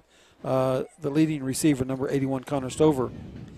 Yellowjackets 5 of 53 through on the ground, 8 of 15 for 195 through the air. So 248 yards of offense in the first half for the Yellowjackets. Yellowjackets with 5 penalties for 50 yards and 3 first downs. Putnam City 5 first downs, Yellowjackets only 3. However, the Yellowjackets busted 2 big plays, long plays. You don't get first downs when you go 76 yards on one play. No, so. Which you should get credited at least for one, because should. But if you score, you don't get a first down. No. So scoring in the first half, the first touchdown came at 11:11 of the first quarter. 9-yard pass from Wassel to number 81, Connor Stover. The 2-point conversion also went from Wassel to Stover. So at 11:11 of the first quarter, just 49 seconds into the game, Yellowjackets were up 8-0. The next touchdown came 3 minutes later, a 76-yard pass from Wassel to Nate Kiefer. Then a 2-yard run by Latrell Ray capped off the 2-point conversion. Yellowjackets up 16-0. And the last touchdown came late in the second quarter, 2:11 of the first half. 26-yard pass from Wassel to Juju Smith. 2-point conversion pass was short, and so Yellowjackets put up 22 points in the first half. 3 Steele Wassel touchdown passes, 1 to Connor Stover, 1 to Nate Kiefer, and 1 to Juju Smith. So that's your first half stats, with Yellowjackets in control of the offense and the defense in control of the Pirates. So 22-0 here at the start of the second half. All right, I think the real difference maker tonight, it's not penalties. It's not their defense. It might be our defense, but I think really rain has been the difference maker across the state, where there's a lot of games that are close that shouldn't be. That and the 2 turnovers that Yellowjackets got, the interception in the end zone when Putnam City did have the ball down deep in Yellowjacket territory, and then the fumble here on the last series that let the Yellowjackets go down and score. So the Yellowjacket defense standing the test. Yeah, definitely Yellowjackets standing the test. They're keeping them out. But we'll see. It's not a running clock for second half. I predicted it would be, but the rain proved me wrong, and Putnam City's got a little bit of fight in them. So we'll see what the Pirates can do in this second half. This first series is so important. And we will be kicking off to start the second half. Pirates will have the ball to start the second half, as the Yellowjackets won the toss and took the ball early at the start of the game. I really think they need to score on this possession. I think this possession just basically decides whether the Putnam City can play with us, or they're going to basically fade away, and we'll take the W and go home. If I'm the Putnam City coach right now, I would tell my kicker, quit kicking off, practice kicking off. I don't want you to pull a hamstring because you're not going to kick off unless we score, and we're not going to score, so just come stand on the sideline beside me. I don't think that's a very good attitude if you're a coach. You're trying to prevent an injury? I think you're supposed to say, quit kicking off because you're going to get tired because you're going to kick off so many times. Oh. Now, that might be delusions of grandeur, but I would say, hey, I don't want you pulling a hammy. We're not going to need you to kick off tonight. Just come stand by me. Save it for soccer season? Yeah, you know. Okay, well. So we got 24 minutes left of football here to see what happens. And hopefully the second half is a repeat of the first half. Well, I'd like to see a little bit. I would like to see less punting on our end. Yeah, we punted more tonight than what we have all year. And a surprise to us in that Juju was doing the punting instead of Steele Wassel. Steele Wassel's done the punting all year from the shotgun. And this time Juju gets back in punt formation and does it rugby style. He acts like he wants to run the ball, and then he finds an opening and kicks it. So the minute you think you got Corbin figured out, then he's going to do something different. You're absolutely right. He's preparing for the playoffs now. That's what he's preparing for. And they've got another flag down. I guess we ran across before the ball was kicked, and so we're going to kick it off again. So there's the first penalty of the second half. Yellowjackets jump out ahead, 1 penalty to none. I'm going to blame that on the principals this year. They're trying to cut it down on tardies, and so they're getting it across. They're getting out early. They're getting that across. You better be there early. Don't be there late. And well, that's a good thing. I don't know why this coach over here has got a flag in his hand. He can't throw flags. Why not? I don't know, but he's holding it over here. Is he going to throw the flag on the official? Oh, he's going to toss it to the official. There. Okay. He said, "Hey, throw this one. Throw this one." Yeah. I got you. Here's an extra one. Put this in your other pocket. Put this right there. Yeah. All right. Here we go. I'll let you know when we need it. Yep. So last time this happened, we kicked the ball in the end zone. Let's see what Yowzy does this time. Yowzy steps up and he approaches, and there's a That's kickoff. a nice looking kick into the brain. And it's going to go to the 5. He's across the 10 to the 15. Wants to go the other way. Finds an opening and then gets taken down. And he earned that on the 23-yard line. He earned that extra 3 yards for sure. Yes. So getting up is number 5 for the Yellowjackets. And that number 5 is your sophomore Hayden Mounts. So Putnam City will start 1st and 10, the ball on their 23-yard line. They may put it on the 24. It looks like they spot on the 24-yard line. So PC with the ball to start the second half. Well, and this is it. What did they see? Where are the holes they saw in our defense? What are they going to do this series? There's a snap. There's a look. They're going to give that big old running back, 6'3", 250 pounds. And they decided they're going to let the big boy run it. He gets out of bounds. And so he's driven out of bounds over here. He picks up the first down, a big run for their number 44 for the Putnam City Pirates. And once again, number 44 is Tajay McCoy, a senior. They got him listed as a tight end, but he's a running back. He's 6'3", 250 pounds. And that first down brings the ball out to the 43-yard line. And that's a pickup of 19 yards on the run by number 44. Well, that is a typical strategy. Give it to your big athlete when it's rainy and just see if you can use it to your advantage. There's a snap. There's a look. Give to 44 again. He gets through a couple guys, gets it out to the 49-yard line, picks up 6 yards on that run, and they may just run the dog out of him today. Yeah. He's going to be definitely the workhorse right now because he's the most successful. So 2nd down and 4. And they decided they were just going to run the 6'3", 250-pounder. He's a good-looking specimen out there. Yep. A lot of leg strength. There's the snap. There's a look. Give to him again. He gets to the outside. He breaks to the outside. And he gets run down on the outside by the Yellowjackets. Yep, McConnell is one of them. That's McConnell, along with number 26. I think they're 26, yeah. So that's Jamari White. 1st down and 10 across midfield to the Yellowjacket 37, and Putnam City's out. And they're making a statement here. That's they a had to pickup of 14 yards on that run. They had to pull him out because he's not conditioned to be able to do play after play after play. You got to take a break. Well, he's a tight end. Well, I know. He's not a running back, but he is tonight. And I bet you they might need him on the other side too. 1st and 10.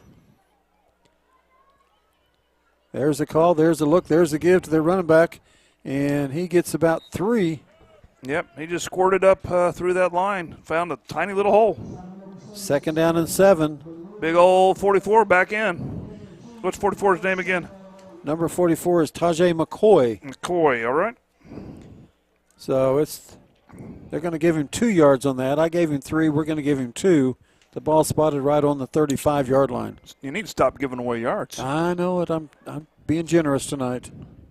There's a snap. There's a look. Give to the 44 again. McCoy, he gets nowhere this time. He lost a yard. That's 57 for your Yellow Jackets. Number 57 with the big tackle. And your number 57 out there, that's your junior Caleb Bastida. Yep, Bastida. So it's going to be 3rd down and 9, minus 2 yards on that run.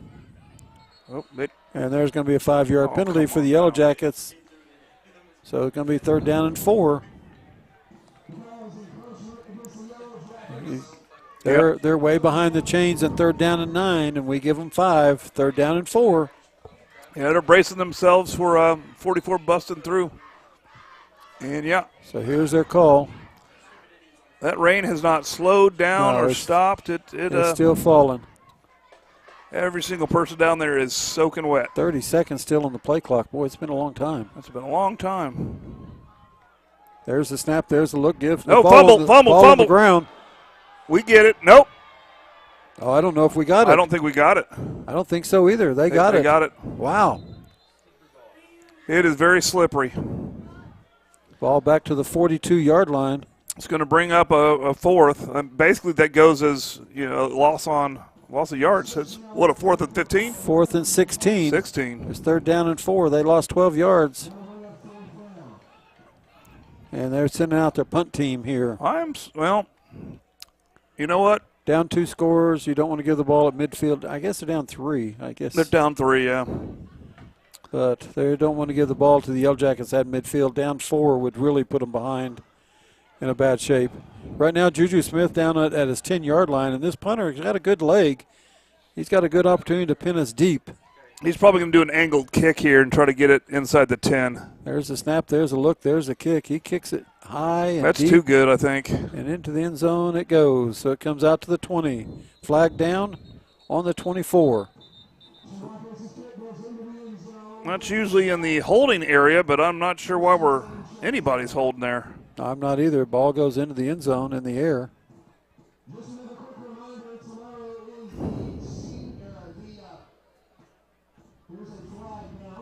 Let's see what the official says. He pointed against us, so surprise, surprise, surprise. He's not giving very good signals. No, he just that way. Oh, they're going 10 yards. So it's a hold, I'm sure. Where's the signal at? Man. Did you see it? There he goes. There's the signal.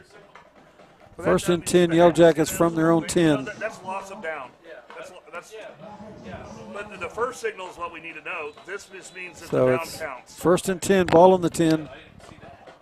So, yeah, he's just doing really, really quick signals. Also, look, tried to draw him. They didn't jump. It's got to be a hold based on where they penalize the ball. Yeah, it's got to be. Hopefully you guys at home saw something we didn't see.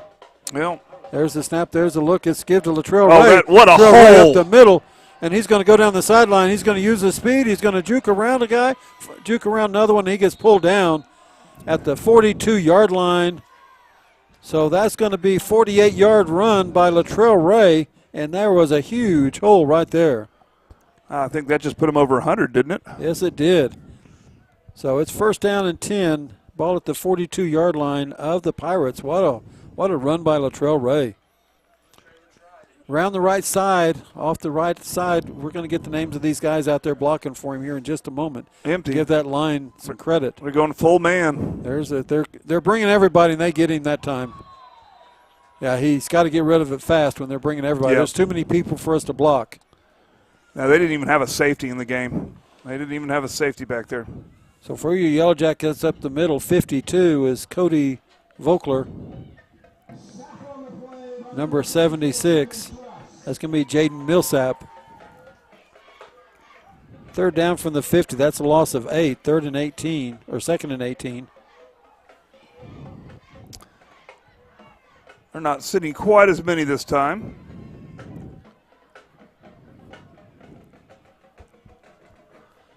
So Yellowjackets got some help back this time. They got some blockers back.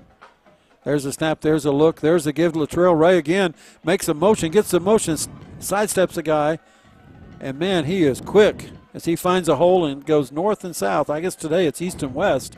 Heads up field and gets it across the 40 to the 38-yard line. I can tell it's not Christmas because that is not a generous spot. That is I think he fell forward another yard or two, but that's a 12-yard run by Latrell Ray. No, that's not a very good spot at all. Put his hand down and he bounced forward another couple of yards. Third down and 6, and they've got the ball at the 38. There's a snap. There's a look. Latrell Ray around the outside makes a move. Broke his ankles a little bit. And he's at the 23-yard line. That's going to be pick up of 15 yards by number 15, Latrell Ray. And Yellowjackets have their running game in motion. First and 10, ball at the 23. As they've put the ball in Latrell Ray's hands 3 of the 4 times, other than the sack by on the quarterback. Latrell Ray's ran the ball for 48, 12, and 15. Well, and we've just basically we got half the third quarter gone. And absolutely. It's a regular clock, again, not a running clock. First and 10, ball at the 23. Juju in motion. There's the snap. There's a look. He wants to throw. Throws back here. Juju. Juju gets taken down, and there's another flag. Juju gets taken down for a loss of 4 on the play. And I'm guessing it's another hold. They are throwing those holding flags really, really late. And often. Let's see what he says. I'm going to watch him here. He grabs his shirt collar, grabs his throat. Yeah, well, I'm trying to watch him like a hawk. He's very subtle. Now he says chop block. He's trying to explain to their coach what it is. What do you want to do? Are you going to accept this? They're going to personal foul, chop block. 15-yard penalty. Instead of first and 10, it's going to be first and 25. Should come out to the 38-yard line if they spot it right. It looks like they did do that. So that's the 4th penalty of the half for the Yellowjackets. 35 yards in penalties, and it's 6 minutes into the third quarter. But I guess that's hitting an engaged player low is what they call it. Got to get down to the 13, and we're on the 38. First and 25. Still Wassel man in motion, Juju Smith. Smith in motion, there's the snap, there's the look. Latrell Ray gets around the outside and gets dragged down just barely. Gets to the 31. We'll give him 7 yards on that run. Brings up second down and 18. Ball at the 31-yard line. Latrell Ray goes to the inside, right off tackle. Had a lane, but got tripped up right at the ankles. They put him at the 33. He fell on the 31. I know. At the 33. Wow. Well, let me adjust my stats here. Ball at the 33. He fell on the 31-yard line. I don't understand why they went back, but that's usually what we expect when we go to Putnam City. We have to get more yards than we really need. Wassel rolls out, looks, finds a man, throws it. He's got open. Kiefer. Kiefer catches the ball out of bounds at the 2 or the 3.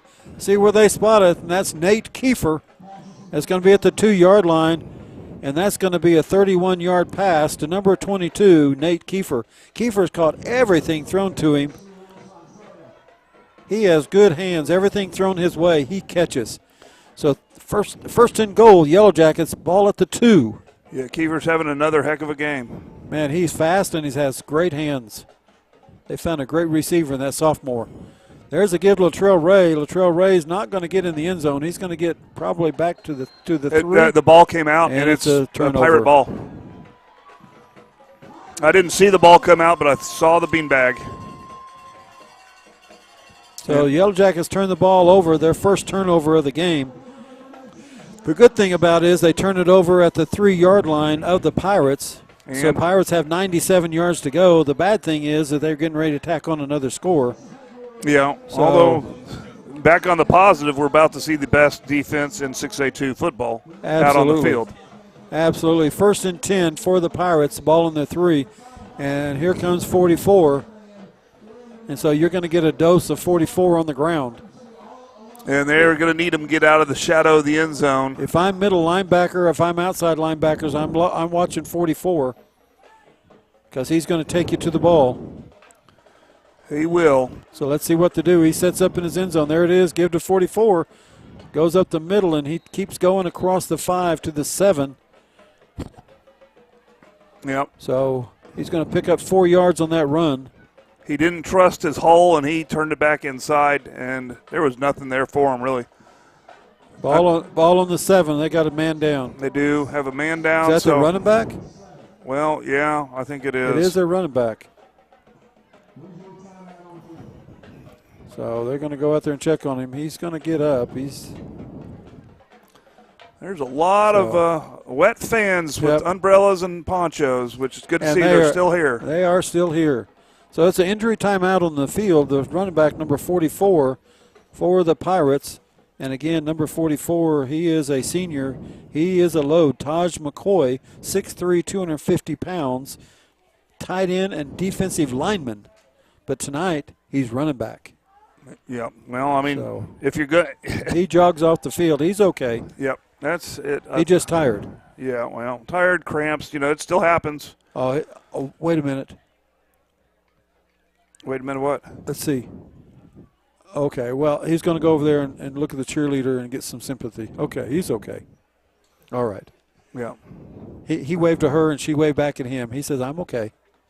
Okay. Well, I'm glad that they're waving. I am too. All right, 2nd down and 6. Is that what these kids call dating nowadays, is waving? I think it is. You just wave. Wave at each other? I think you just text. I don't think you wave anymore. There's number 6. Runs the ball, and he gets out. He gets probably 2. Nope, ball's on the ground. It's still on the ground. It's still on the ground. I think they blew it dead. They're going to blow it dead. How can you blow it dead when it's rolling in the end zone? I don't know. They blew it dead when it was on the ground.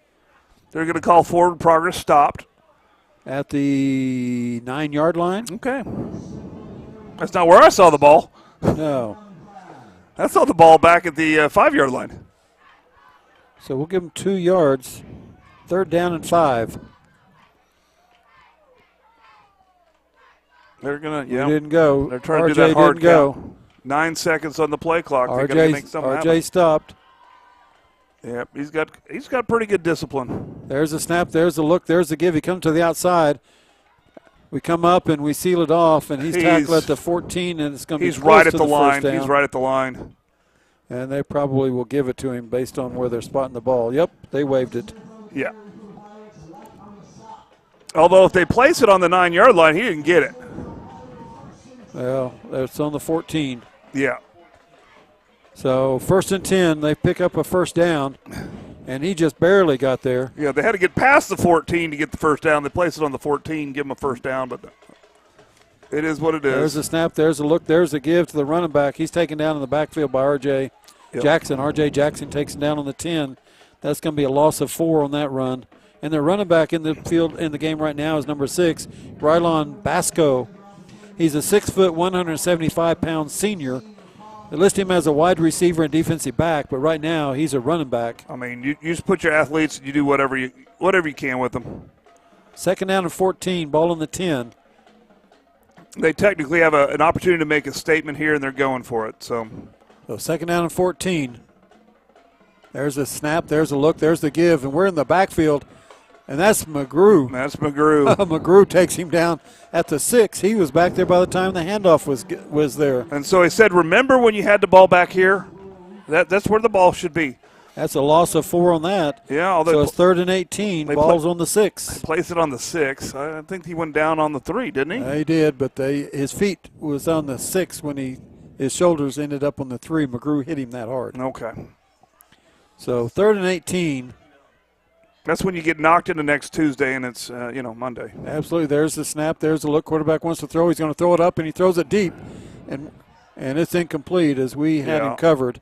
Intended receiver number 7, LaDalian Jones, a senior. They're going to have to punt from their end zone. For your Yellowjackets, defending on the play, number 16 for your Yellowjackets. I think they're going to send them after. They got Juju in the back. I bet you they come after this. And again. I'm sorry, that was number 18. Let's get the right defender, number 18. That's going to be Cameron Hunt, a senior. Okay. This So is it's 4th and 18 from the 6. the snap is going to be low. He's kicking from deep in his end zone. There's this kick. Really good kick and really good Comes snap. out and a good roll. The roll's going to roll all the way down across midfield, all the way inside the 40 to the 38, to the 37, 38-yard line. 1st and 10 Yellowjackets when play resumes at their own 38. A good kick from his own end zone all the way across midfield to the 38, and that was not wind aided. That was a pure kick. A good kicker, and we got a man down, injured Putnam City Pirate on the field. We do have a Pirate on the field. We got 2 minutes left in the third quarter. This quarter, even though it's not been a running clock, has been going really fast. They've been just keeping it on the ground, pounding it away. The first quarter, both teams had the ball 4 times. This quarter, there's 2 minutes left. Putnam City's had it twice because we kicked off to them, and Yellowjackets have had it once. So there's only been 3, and this will be the 4th possession. And again, the first quarter, both teams had the ball 4 times, and this is a total of 4 with 2 minutes left when the Yellowjackets get the ball at their own 38. Now, I would guess the Jacket possession this quarter was longer than all the other possessions in the past. Yeah, they are close to it. Well, they fumbled on the 2-yard line, or they were driving it in, and they took the ball at their own 48, or at their own 10-yard line, I'm sorry. So they drove the ball from their own 10. They drove it 88 yards from their own 10 all the way down to the 2 when the fumble. And so the Yellowjackets had the ball and moved it all the way downfield, but didn't get any points because of the fumble at the 2. Well, they can correct that situation right here. Latrell Ray was the workhorse in the last series. And, yeah, you'd think that they would be watching for that run this time because I think it was on the same play, basically. And we have an empty set, so Latrell Ray is not in the backfield. Yep, empty but tight. It's their man, and everybody's up front. Motion. They're coming. There's a motion, a fake pitch. Throw out here to Connor Stover. He catches the ball, and he's going to pick up the first down, goes to midfield, and that's going to be a pickup of 12 yards. And once again, Connor Stover wide open. There's nobody around him as he just went out. They faked it to the right. Stover Wassel turned around and threw it back to the left. Yeah, they're just manning up, and they got that defender out of position. He was wide open. Now we got Latrell Ray at the back. There's the snap. There's a look. Give to Ray. Ray up the middle, and he's going to get 4 yards to the 45-yard line. Pick up of 4 yards on that run by number 15, the workhorse, Latrell Ray. And that will just keep that clock rolling. 2nd down and 6, ball at the 44. Or they spot at the 45-yard lines. Yeah. 2nd down and 6. You just assumed they were going to spot it back. I'm just going to start taking off a yard.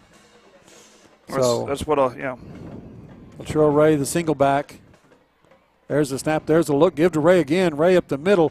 He gets hit. He gets dragged down. Oh, he's going to go. He runs through him, and Ray turns on the speed. He's going to go the distance, and it's going to be a touchdown. Choctaw. Yellowjackets. Comes with a minute 13. A minute 13 left in the third, and Latrell Ray. They got him for excessive being happy. Takes the ball 45 yards. Is that a penalty, being happy? Well, yeah. When you're that happy. He pointed to the sky, and he said it's raining.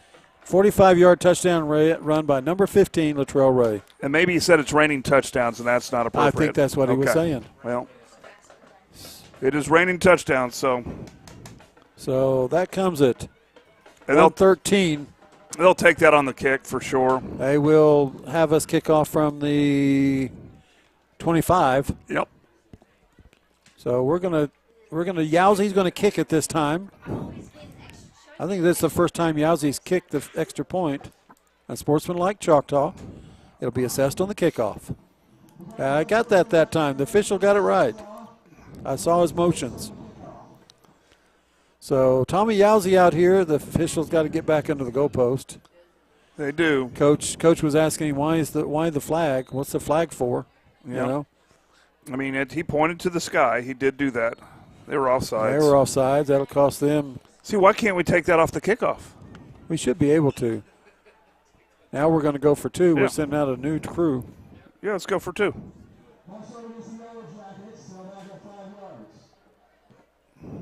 What? Oh, it's on Choctaw? Yeah. How was that? at the false start. Well, They're saying that we egged it on. okay. Well, we're just going to go put 2 on them then instead of the 1. We said we went Red Rover. And we went over? Let Pirates come over, and Oh. you can't do that. This is not the Okay. playground. We enticed them. All right. No milkshakes. You can't bring them to your yard like that. All right. Get them well, off the field. Here we go. But we'll still go for 2 because it's better. Wassel takes. There's a man in motion. That's Kiefer. There's the snap. There's the give to Ray. Ray around the outside. He's going to get to the end zone, and they don't catch him in time. And that's a 2 2 points. points. So we were just wanting 1, and they said, no, take 2. Okay. 2-point run by Ray. And so at 1:11, it's 30-0. Now we scored at 1:13. I looked up there, wrote the time down. Now I look up, there's 1:11. So we lost 2 seconds. You're not supposed to do that. Every time you miss a play, you lose a point. So If you're worried about grades, you should be worried about this grade. 30-0. And I wrote down the time at 1:11 when we scored. Now they got it correct. It was 1:13 when we scored right there.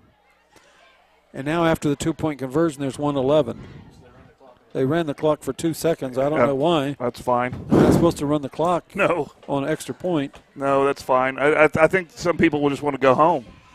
Well, we're going to kick off from our 25, and they're going to come way down here, and we're going to kick off 75 yards. He's got to really boot it if he's going to get it to the end zone this time, since he's kicking off on the 25. Yep. Me personally, I'm really enjoying this game because this is kind of showing what Choctaw is all about. This is adverse conditions. What can they do when everything's not going your way? Yeah, you're on the road. It's in the rain, and you're short a few players, and you got a few that got dinged up in this game, and you're still fighting, and the defense is doing everything they can to maintain a shutout tonight. So here we go, 75 yards away from our own 25. Tommy Yowsey's going to try to find the end zone. They're up on their 15-yard line.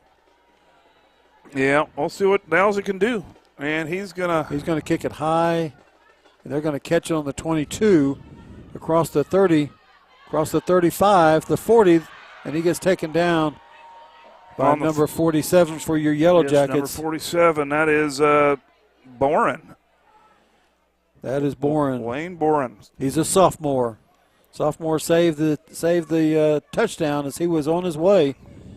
As that 15-yard penalty has really cost the Yellowjackets now, because instead of going 80 yards, they're going to have the ball right at midfield. So it was actually a 30-yard penalty because they're going to start at the 50 instead of the 20. So 1st and 10, Putnam City at midfield. So defense, here you go. They still got to go 50. Man in motion. There's the snap. There's the look. Early. There's the give to the motion. Yeah, and there's the penalty. Yeah, the center. I think it was the center went early. Yeah. It's either the center or a guard went early. It may be against us. We're on the road, remember? Let's see. No, it is them. Yeah. Okay. It's hard to resist that one. You would think so, wouldn't you? 1st and 15. Ball moves back to the 45. So they were going to give it to the man in motion. He comes around. It's going to be a jet sweep. So let's see what they have dialed up now, as they have 44 still out of the game. Yeah, so, and of course Putnam City is, I believe they're going to the playoffs. I think they're going to get that 6th seed. There's a snap. There's a look. Quarterback wants to throw. He's going to run out here. He's going to get tackled there by the Yellowjackets. It's number 77, McGrew, along with number 12, McConnell. Actually, I think they're getting the 5th seed. I think they're the 5th seed. So we'll go over that definitely next game, but I believe they're the 5th seed. A lot of things are going to be decided tonight on all that seeding. To pick up a 3 yards on that quarterback scramble, taken down by McGrew and taken down by McConnell. 2nd down and 12, ball on the 48. And we They're got in a tight set. 23 seconds left in the quarter. There's the snap. There's a look. Quarterback keeps it, comes around the backside, gets knocked out of bounds by your Yellowjackets, number 18 on the defense. Cameron Hunt. And they didn't run off very much time there, but that was a 2-second play. The ball at the 46. So we got 16.8. So it's going to be 3rd down and about 8. Yep. And with barely over 12 minutes to play in the game, it's got to be 4 down territory. You can't afford to punt. All punting's going to do is, just make it harder for the Jackets to score, I guess. Make them burn more time off the clock. So there's 16.8 seconds left in the third as the ball went out of bounds. The official's looking at our guy, wanting to know, are you okay to stay in? He says yes. So they say, okay, let's play. They were concerned about our guy that knocked him out of bounds.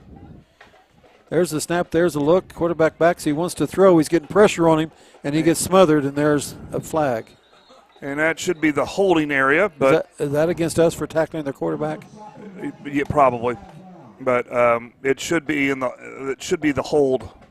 The holding. Yep, it is the holding kind. And it's still 11.3 seconds. That play didn't take long either. Nope. It's magic. And I'm sure we'll take the penalty and make it. Yep, they're declining. Making it 4th down. Make it a 4th down. 4th down, and the ball's on the 48. You're Mr. Stat Man. I'm betting that they haven't had very many plays over 10 yards. 4th and 12. You know, I think I take this gamble. I don't think they get 12 here. I don't either. If they're going to punt the ball. Yep. They're going to let the quarter run out. It'll be the end of the third quarter. Yellowjackets up 30-0 here in Putnam City with 1 quarter left to play. So we'll be right back after these commercials. Let's do these commercials.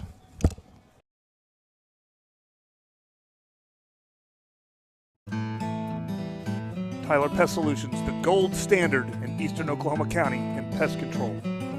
Spiders, ants, fleas, scorpions, mice, rats, general pest control, termite control.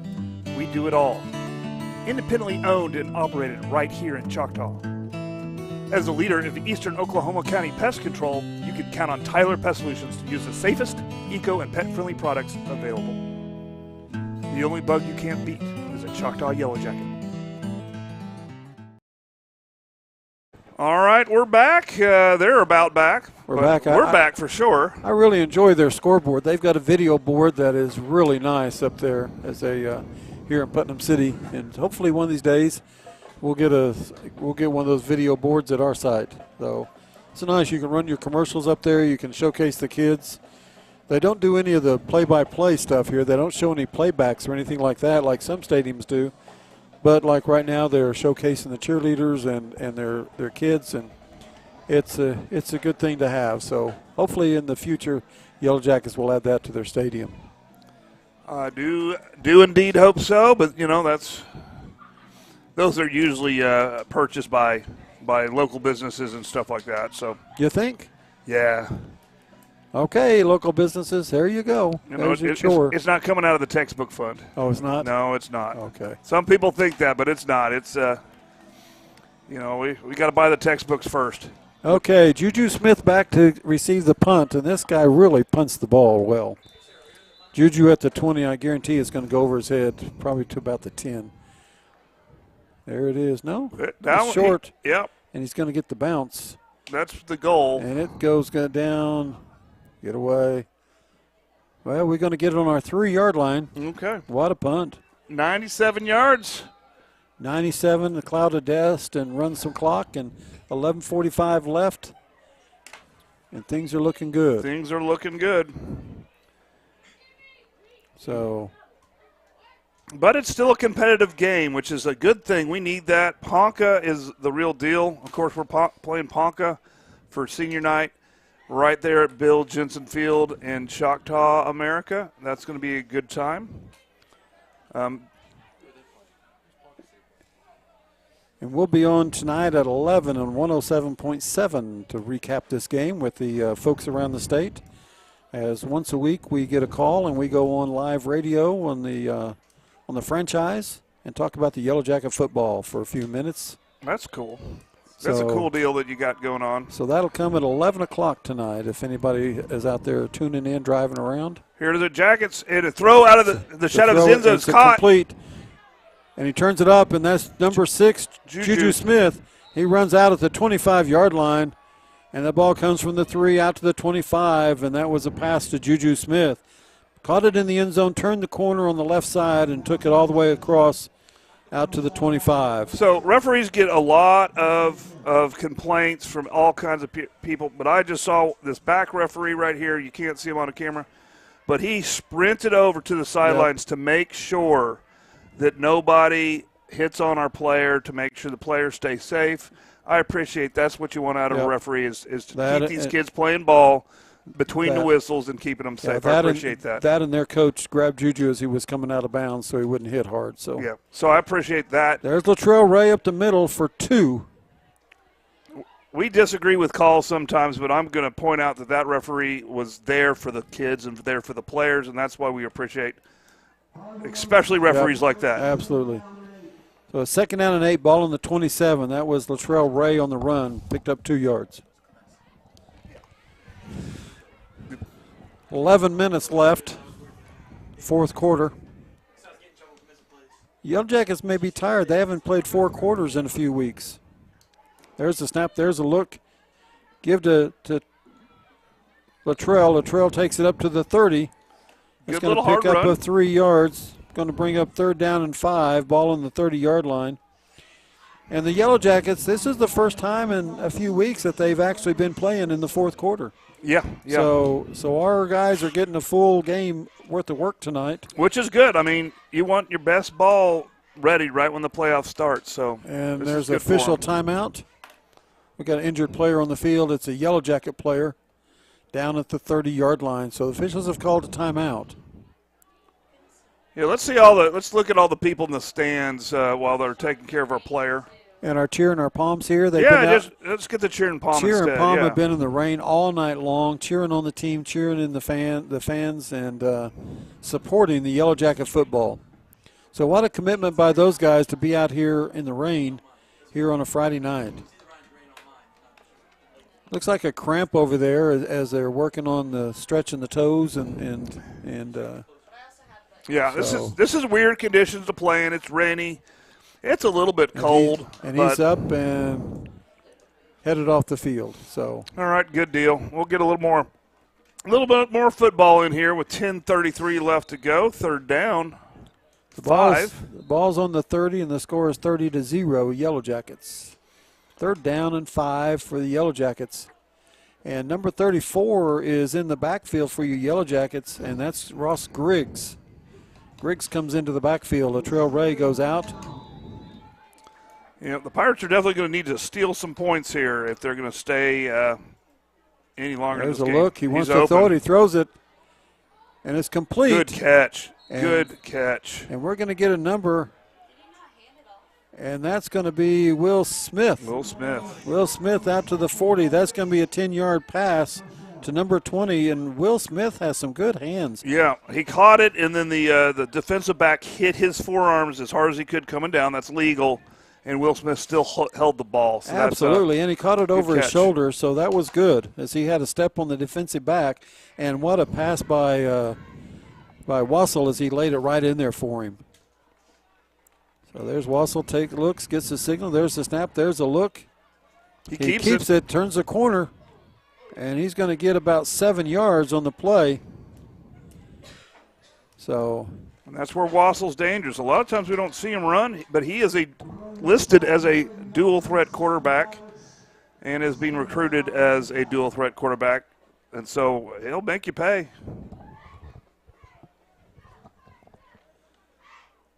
That's a good arm. So it's going to be 2nd down and 4. Pick up 6 yards on that run by number 7, your quarterback, Steele Wassel. All right. Motion. Well, that's number 34. A snap. There's a look. It's give to Kiefer. Kiefer rounds the corner, gets to the 1st down, breaks it up the sideline. It's coming back. It's coming back. It's coming back. He threw a flag, and he launched that 30 yards. A little bit of jet sweep, a little bit of extracurricular, and there's another flag. But in the realm where the extracurricular, where they were still blocking and playing patty cake after the whistle. So we'll see what they do. Back one looks like a hold. I don't know what that front one is.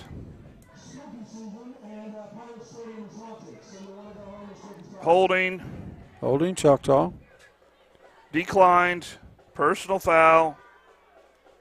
Headbutt. What is that one? I don't know. Beats me. He did knuckles with himself. Knuckles. Knuckles. I don't know. One of those old Sega video game characters? Yeah. Think so.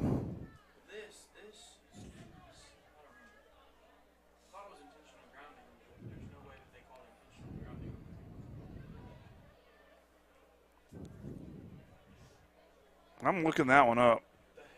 I hadn't seen that one in a while. Yeah. This is one of those weird ones. So it went from 2nd and 4 to 2nd and 19. So it's a 15-yarder for sure. 2nd and 19, ball on the 31. 15-yarder against the Yellowjackets. I'm going to look for Knuckles, see what Knuckles is. We're still holding declined. Knuckles. Knuckles accepted. So it's 2nd down and 19 for the Yellowjackets. Still Wassel, your quarterback. I don't see Knuckles. All right. Knuckles is not Takes one. a look. There's a snap. There's a look. He fakes. He throws it deep.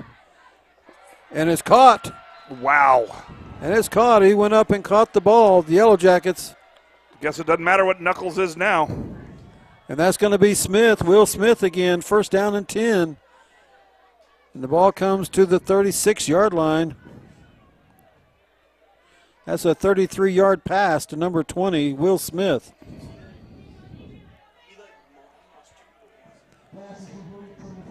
That was impressive. He went up and got that and fought for it and held it. He had guys hanging all over him. There's a snap. There's a look. He wants to pass it, and he throws it deep. And he's caught it. And it's complete. They're saying he stepped out of bounds at the 1-inch line. Yeah, but it's Somehow. a complete pass. It's a complete pass, yeah. And that goes to Will Smith again. 1st and goal, and that's going to be a 35-yard pass to number 20. 1st and goal at the 2. So we're going to have to call that a 34-yard pass. 1st and goal at the 2.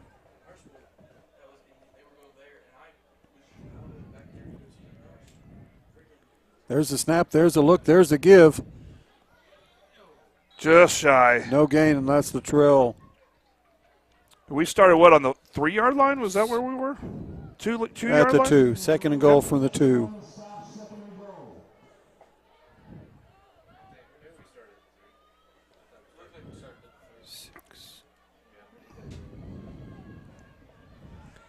So 2nd down and goal. There's the snap, there's the look. And he's not going to get anywhere. Although it is keeping that clock going, so it's not all bad. 3rd down and goal from the 2. They're going to say from the 3. So we're going to give him a -1 on that run. So he's back to the 3. 3rd and goal from the 3. The clock's ticking. Okay, I got it. It was an illegal blindside block is what they called it. Is that what it was? Yep, that's what Knuckles is. Man in motion. There's the snap. There's a look. Inside give to Juju. Juju's into the end zone. Touchdown, Yellowjackets! 3-yard run by number 6, Juju Smith. Well, that comes at 7:33 of the 4th. And Juju came and motioned to the right. Wassel came to the left along with Latrell Ray, and it was a little reverse, inside reverse, and Juju took it in for the score. All right. Tommy Yowzy on to do the extra point.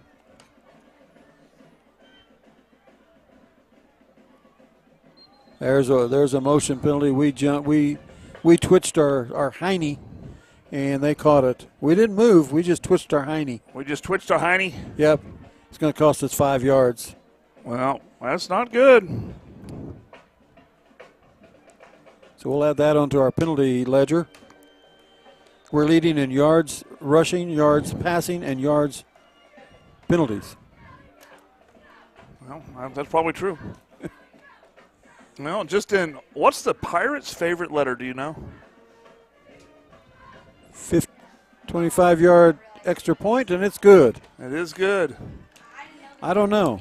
Well, some people think it's R, but it's not. It's not? The Pirates love the C. Ah. All right, let's go to commercial.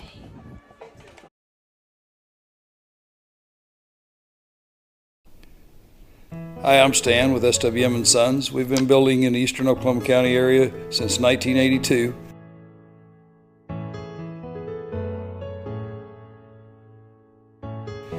We can help you with the plans from start to finish or just use the ones that you have. We'd be happy to build on your land or ours. We have subdivisions or just build on yours. Give us a chance to earn your business today. Thank you.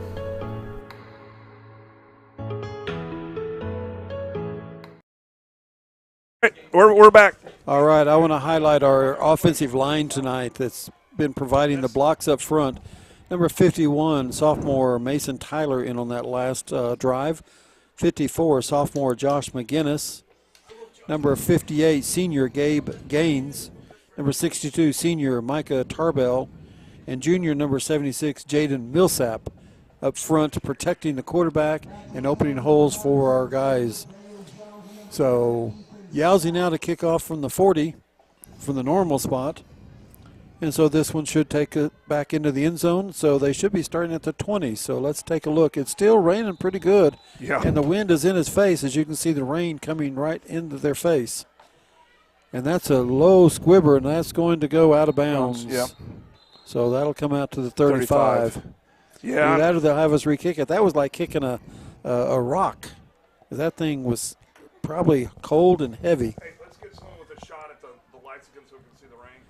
So the rain coming down pretty hard.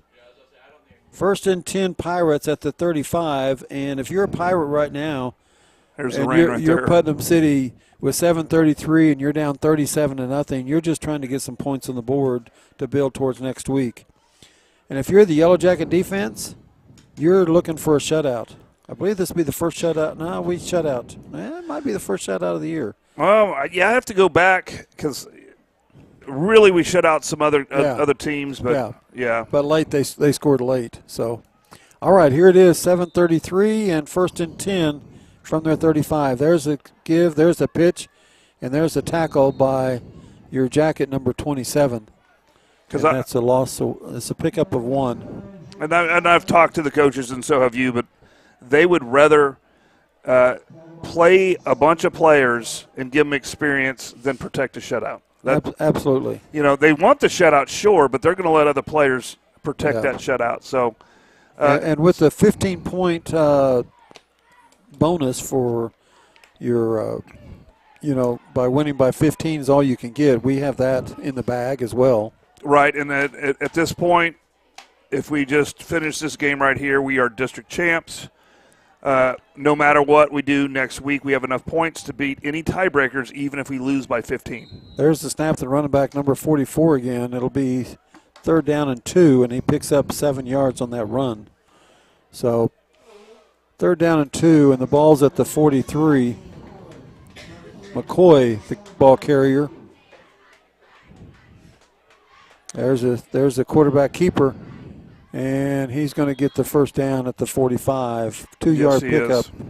So 1st and 10, Putnam City, ball at the 45. They've ran 3 plays. They've got exactly 10 yards, and they've taken 1 minute and 10 off the clock. 6:20, and the clock has stopped for some reason. Well, it was a first. We got a man down. Yeah, we do. But this will be the first district championship won by Choctaw since 81, so that's 41 years, right? That's what they say. So 41 years. That was Bob Brock, the coach back then. That's right. Bob Brock served as a teacher, a coach. He also served as the athletic director of Choctaw Schools. He also served as a principal at Choctaw High School. Okay. So Bob Brock covered a lot of bases and did a lot of things. And I guess the thing we'll be equal tonight is a district championship, first one since 1981. So way to go, Coach Corbin. Well, yeah. Coach Corbin, the second leading winner as far as games won in Choctaw football history. That's right. Right after Bill Jensen. Bill Jensen has a huge lead, but he was at Choctaw High School for a long time and had a lot of great teams back then. Well, it's really not a fair comparison because Bill Jensen has his own football field. He does. Corbin has to borrow Bill Jensen's field. Bill Jensen loans the field to the Choctaw Yellowjackets to play on. So it is his field, and he earned it quite well. And yeah, and he became the most winning in this coach at Choctaw, not just because he won a bunch, but because of all the years that he gave in service to the community of Choctaw. And has the state championships that Choctaw has in football. Yeah. Class B. Class B. There's a running the big back, and he gets up there, and he's taken down by Juju Smith. And he's going to pick up 5 yards on that run. I'm kind of surprised. Well, you know what? They're just trying to get anything they can to build towards next week, and they're going to the playoffs. We already know the two teams in the west side that are not going to the playoffs, and that's Northwest Classen, Capitol Hill. And Capitol Hill. Yeah. So Putnam City, I think they beat Putnam City North, didn't they? Yes, they did. Taj McCoy, the number 44. And there's a give to McCoy again. McCoy gets it upfield, takes a spin move, takes it to the 40, first down and 10. As he picks up 10 yards on that run, and that's 5 runs in a row as they've taken the ball from their own 35 to the Yellowjackets 40. 25 yards they've picked up in 5 plays, an average of 5 yards a play. And all of that being done by number 44, Taj McCoy. 6'3", 250-pound senior, running right at you with the head of steam as he's lined up 7 yards deep in the backfield.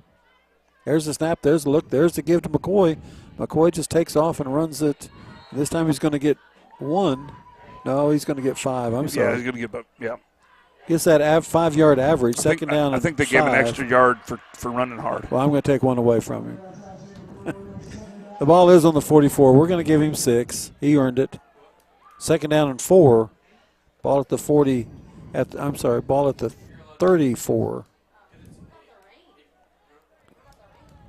Ball at the 34. Third and 4 or second and 4. There's the give to McCoy. McCoy makes his way close to the first down. They're going to mark it at the 32. They don't quite get it to him. So it's going to be third down and 2. From the 32. Now they're keeping it on the ground, and they're keeping that clock just a ticking away. 4.5 minutes as they're just trying to get some points on the board here tonight. Let's get another turnover right here. So third down and 2. Quarterback goes up under center, takes the ball, and he wants to run it. He's going to pick up the first down. He is. And it's going to come to the 28-yard line. He's going to pick up 4 yards on that run. He just gets the ball, stands there, and looks for an opening and tries to find somewhere to run to. It's effective. Well, anytime you have a short yardage situation, it just opens up the playbook. It's hard to stop. That's eight runs in a row for the Pirates. Well, and the clock is under 4 minutes, so we can see what's going on with it. There's a snap. There's a give to McCoy. McCoy again over the right side, gets out the outside and gets taken out of bounds. And there's the flag. They were fine. There's another flag. I'm not sure what that one was about. I don't know. The players were separated. We're walking away. Players are separated. We're walking away. We're talking to the official. And we did run the guy to the track, but we just ran with him to the track. Nobody went down. They separated. They were cool. No interaction. Negative. Let's see what they call this. It was probably mouthing on both sides is what I would guess. Yeah, with that last one, we were with the official walking away when a different official threw a flag, not the official walking with them. Yeah, and so there's probably mouthing on the – I don't know. Personal foul. Choctaw. Personal foul. Unsportsmanlike. Choctaw. I didn't see it. I didn't either. Well, that'll march the ball close to the end zone. Sure will. Half the distance and half the distance. Ball's at the 6. First and goal. I'll have to ask what that one was about. First and goal at the 6 with 3:50 left. Well, was it on two different people? Was it on the same person? I don't know, but if you're the defense trying to keep the shutout in order, you don't give those away. You don't. Those are things you can control. I just didn't see it. I didn't see it from up here either. I don't know what it was. Here they come. The quarterback's up. There's a snap. There's a look. It's to give to McCoy. McCoy's going to be taken down for no gain on the play. Loss of one, actually, on the play. And that starts Second the down clock. and goal. Ball on the 7. Second and goal, ball on the 7. 3:33 left in the contest. So now the only decision to be made is, and the only outcome to find out is, will the Yellowjackets pitch a shutout or will the Pirates get it in with aid of some penalties? So 3:15. They're just running up the middle. That's all they're doing. There's a snap. There's a look. Nope, There's a a give jet to the sweep. outside. Jet sweep as he gets to the outside. He gets to the end zone, and that's a they're going to give him a touchdown. touchdown. So that answers your question. 3:03 left in the game, and Putnam City scores. That's number 10. That's Ethan Scott, a running back, a junior, 5'10", 155. He got the jet sweep and ran in the end zone. So you imagine they're going to play their thing with the rain like this. I would just go for 2. I don't. There's not enough time on the clock to matter. But sure. So Putnam City finally gets on the board with 3:03 left, and now they're going to go for 2. There's a snap. There's a look. He wants to. The running back went the wrong way. And there's a flag. There's a hold. There's a ball on the ground. We'll decline. And we declined it, and it's 33-6. 2-point conversion is incomplete pass. So Yellowjackets will get the ball back with 3:03 and most likely try to drive and finish the game with the ball in their hands. So 37 for the Yellowjackets, 6 for the Pirates. It is down to a 4-score game. Let's get a commercial real quick, and we'll be back.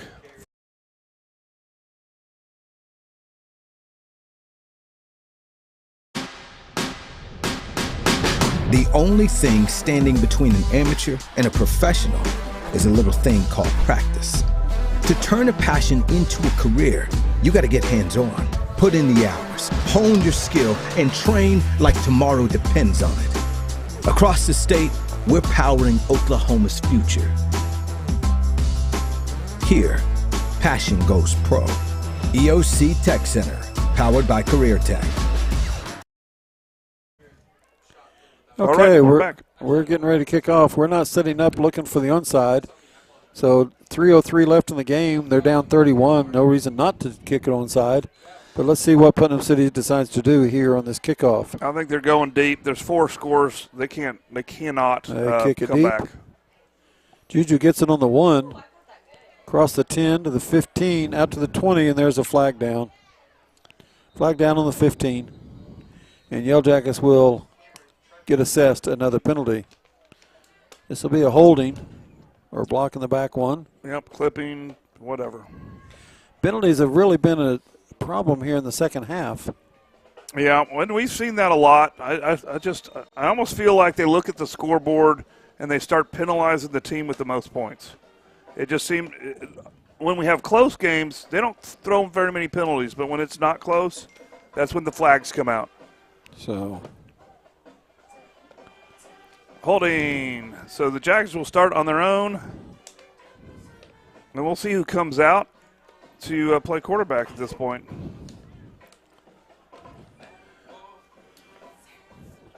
Let's see. Probably be Wassel. Maybe.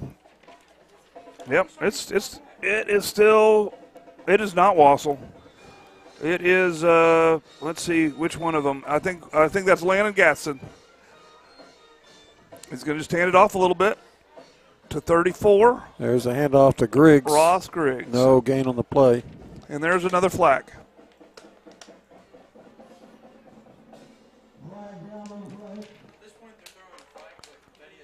See what this flag is. Unsportsmanlike Putnam City. Yep. About time. So that'll give Griggs a little bit of room. Griggs and Gatson a little bit of room to work from, and that should be a first down. I bet you about the 23, 22. There we go. So it'll be 1st and 10 on the 22-yard line.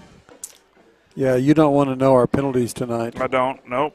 What But I I'm do going to want let you know anyway. It's 16 for 165 yards. I want to see what Gatson can do. That's what I'm excited about right now. So let's take a look and see. So 16 penalties tonight for the Yellowjackets, 165 yards, and they've overcome it by a score of 37-6. But it did result in 6 points It the other did. way. 2 minutes and 30 seconds left in the game. 1st and 10, Yellowjackets. 4 seconds. I don't know if he's going to get this off. He needs to get it off now. He got it off. Hand off to Griggs. Griggs up the middle. He breaks it open. He finds a lane. He's on the outside, turns it up the corner, runs to the outside, gets knocked out of bounds at about the 30-yard line. Let's see where they mark it at. I saw him go out at the 30. They're going to mark it at the 31-yard line. Well, right there is the problem. If you are somebody other than the Jackets, they pull a bunch of people out. They stick out Griggs, they stick out Gatson.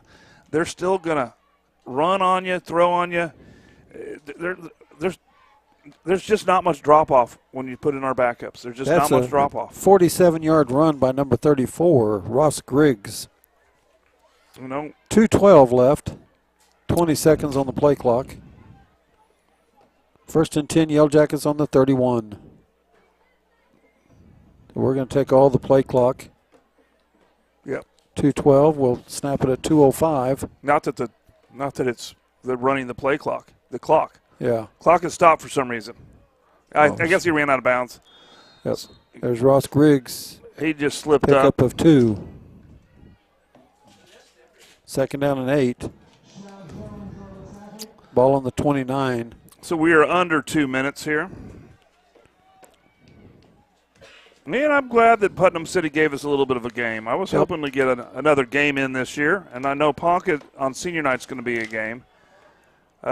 So Griggs in the backfield, Gaskin at the quarterback, left-handed quarterback, sophomore, rolls right, and he throws it and it's incomplete. Intended to number 22, Kiefer. I think that's 32. That's 32. I'm sorry. Oh, it's hard to see. That's Cole Rowley. Okay. 3rd down and 8. And that's hard to do. A left-handed quarterback running to his right is the hardest throw to make. Well, in the rain, too. You got to he's throwing the rain. The rain's coming into his face, and he's throwing it against his body. So that's a hard rolling out to the right left-hander and trying to throw the ball. But that's the wide side of the field. So it's 3rd and 8. Incomplete pass stops the clock with 1:31. It's okay. Let's get that snap. Griggs in motion. There's the snap. There's the look. Quarterback keeps it. He's going to find some room. He's going to turn up the middle.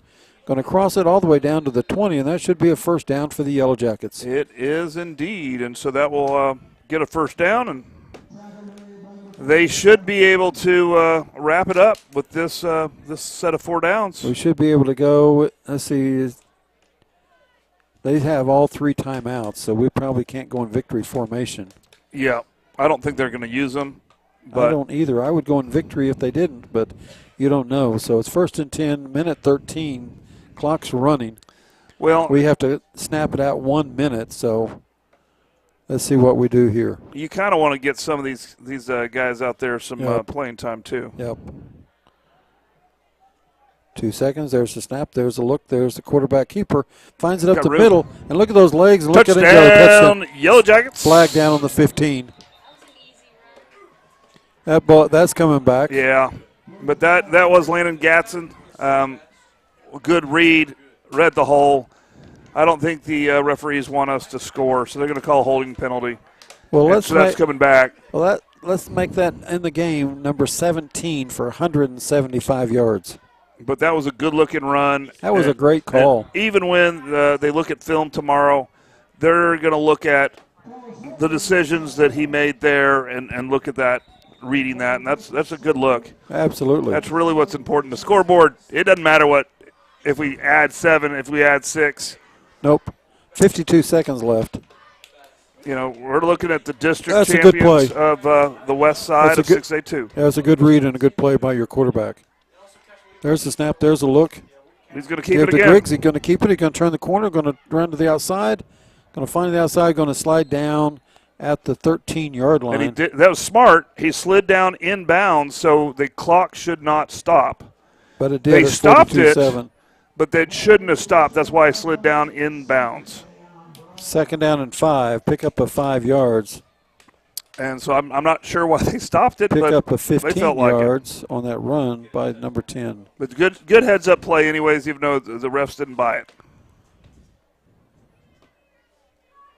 So there's a snap. Give to Griggs. Griggs up the middle, and he's going to get to the 13. He's going to pick up 2 on that run, and that should be it. As there's 30 seconds left, and there's 35 seconds on the play clock, and that's going to be your finale. Choctaw 37 and the Pirates 6, and once again, Yellowjackets enter next week with 1 blemish, and that be the first game of the year against Del City, as they've wrapped up this one 37-6, as a defense has been stellar tonight. Yes, they have, and we're going to have a lot to do next week. We've got a lot of work to do next week. We're going to have senior night. We're going to get that script from the people in charge, and we're going to do that senior night. I don't believe we'll know later, but I believe that's going to be isn't it before the game usually? Yes, it's always right before the game, as they'll introduce their parents and introduce the players prior to the game. And so that'll be our senior night. And so if you want to tune in, that usually starts about 6:30. So if you next week anticipate us coming on somewhere around 6:30 on senior night, as we will host Ponca City on senior night. Let's take a look here real quick, and as we're doing this, let's see what happening in Ponca City. We'll pull up this on our scoreboard. I don't think they had much tonight. So we're pulling it up to take a look. I've got. Well, it takes a while to pull up, doesn't it? There we go. We got it here. That's good. Ponca City 44, Northwest Classen 8, and that's going to be a final. Yeah, the big games. Muskogee does take on Bartlesville 61-28, wow. So that's nothing. We expected them. They'll be 3rd. Booker T. Washington, they'll be 4th on the east side. They beat Sand Springs 41-14. Some people think that we're going to play Sand Springs in our first round of playoffs. We'll see. Of course, Lawton and Putnam City North, that's solidified. Basically, we're solidified the order on the west side. Yep. On the west side, it's going to be Choctaw number 1, Deer Creek number 2. After that, we're going to have Ponca City. Then we're going to have Lawton. Then we're going to have Putnam City, who we just saw tonight, and then Putnam City North is 6, and that's who's making the playoffs on the west side. We'll go over the east side probably next week once we make sure all the math is correct, and hopefully we'll have everything we can tell you about who we're playing in the first round and what we're expecting to see this playoff season. We have guaranteed a long time ago a bye, so we're not going to play the first playoff game this year. I believe next week is going to be a Stillwater and going to be a Muskogee matchup, and the winner of that will take number 1. The loser of that will take number 2, as both of them come into the game undefeated. And you hit the nail on the head right there. That's why we can't discuss the east side, because we don't know till next week. Right. And right now we're just going to take care of ourselves, and we're going to take care of our bracket and our side.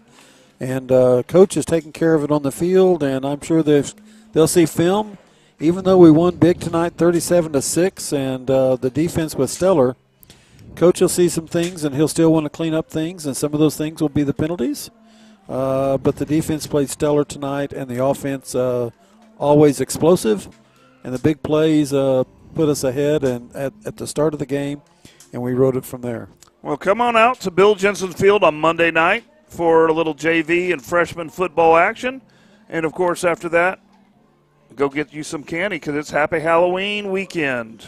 And Putnam City here on senior night, as they gather on the field, they're seniors for the last time at the middle of the field. And that's what football's all about. That's what high school's all about, is playing with your buddies, playing with your friends, and celebrating just being in high school and having the opportunity to play this great game. Oh, yeah. So congratulations to Putnam City. Your season's not over. You're in the playoffs. but it's the last home game of the year, and it's always good to see them gather together in the middle of the field and celebrate together the successes they've had throughout their careers. Of course, this is a little foreshadowing what we're going to get to do next week. Absolutely. Right? As our Yellowjackets are gathered right now down there talking to the coach, there's no band to go play to go in front of tonight, as the band is going to state tomorrow, and being that it's raining and being that it was an away game and they didn't come tonight, and you can't hardly blame them for that. But the team took care of business anyway, and they'll look forward to having the band with them again next week. All right. I think that about does it. So, got anything else? We're going to close it out here, and we will be at home next week. Come out and see us at home. And if you can't make it, or if you're traveling, or if you're around the nation and want to tune in, we appreciate you tuning in, and we appreciate you visiting our sponsors. And when you visit them, tell them that you visited them because they are a sponsor of Yellowjacket football. So thanks to the students and and those that are here tonight. We always appreciate their hard work. So